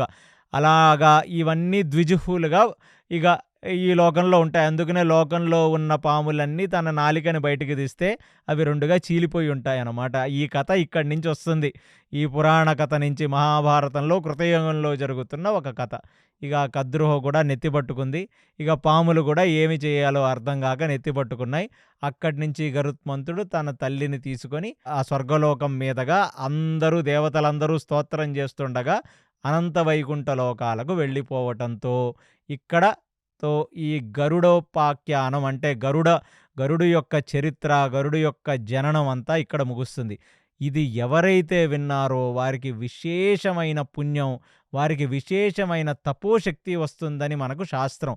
అందుకనే ఏ గుడికి వెళ్ళినా మీకక్కడ ఆ వెంకటేశ్వర స్వామి ముందు, శ్రీమన్నారాయణుడు ముందు మీకు గరుత్మంతుడే కనబడతాడు. ఈసారి ఎప్పుడైనా గరుత్మంతుడిని చూసినప్పుడు గరుత్మంతుడిని అడగాల్సింది ఒకటే, శ్రీ మహావిష్ణువు పట్ల భక్తి, శ్రీ మహావిష్ణువు మీద నమ్మకం. అందులోనూ ఎటువంటి కామ, క్రోధ, లోభ, మోహ, మదమాశ్చర్యాల నుంచి మనం బాధింపబడకూడదన్న ఆ గరుడుడికి మనం స్పెషల్‌గా పూజ చేయించుకొని, ఆ గరుడుడి యొక్క కథని మనం చదివి, మన మనసుల్లో అది ఉంచుకుంటే అన్నీ శుభములే జరుగుతాయి అనే సంగతి ఇప్పుడు సౌనకాది మునులకు ఉగ్రశ్రవ సౌతి ఈ యొక్క చాప్టర్‌ని జెప్పాడు. చెప్పి అక్కడ తన తల్లైన కద్రువు ఇచ్చింది కదా శాపం. ఏమిటంటే మీరెళ్లి ఆ ఉచ్చశ్రవ యొక్క తోకకు చుట్టుకోండంటే, ఎందుకమ్మా ఈ పిన్నంటే నీకంత ఆశ్చర్యం అని అడిగినందుకు తల్లి ఇచ్చింది. జన్మేజయుడు సర్పయాగంలో మీరందరూ మరణించుగాక అని.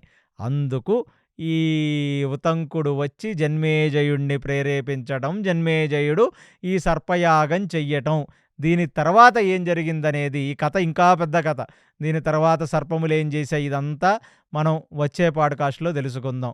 కృష్ణాయ వాసుదేవాయ హరయే పరమాత్మనే ప్రణత క్లేశనాశాయ గోవిందాయ నమో నమః. సర్వం శ్రీకృష్ణార్పణమస్తు. విన్నారు కదండి, గరుడోపాఖ్యానాన్ని కేసీ గారు చాలా చక్కగా వివరించారు. నెక్స్ట్ ఏం జరగబోతుందో వచ్చే ఎపిసోడ్లో తెలుసుకుందాం. అంతవరకు stay tune to KC talks. Hare Krishna.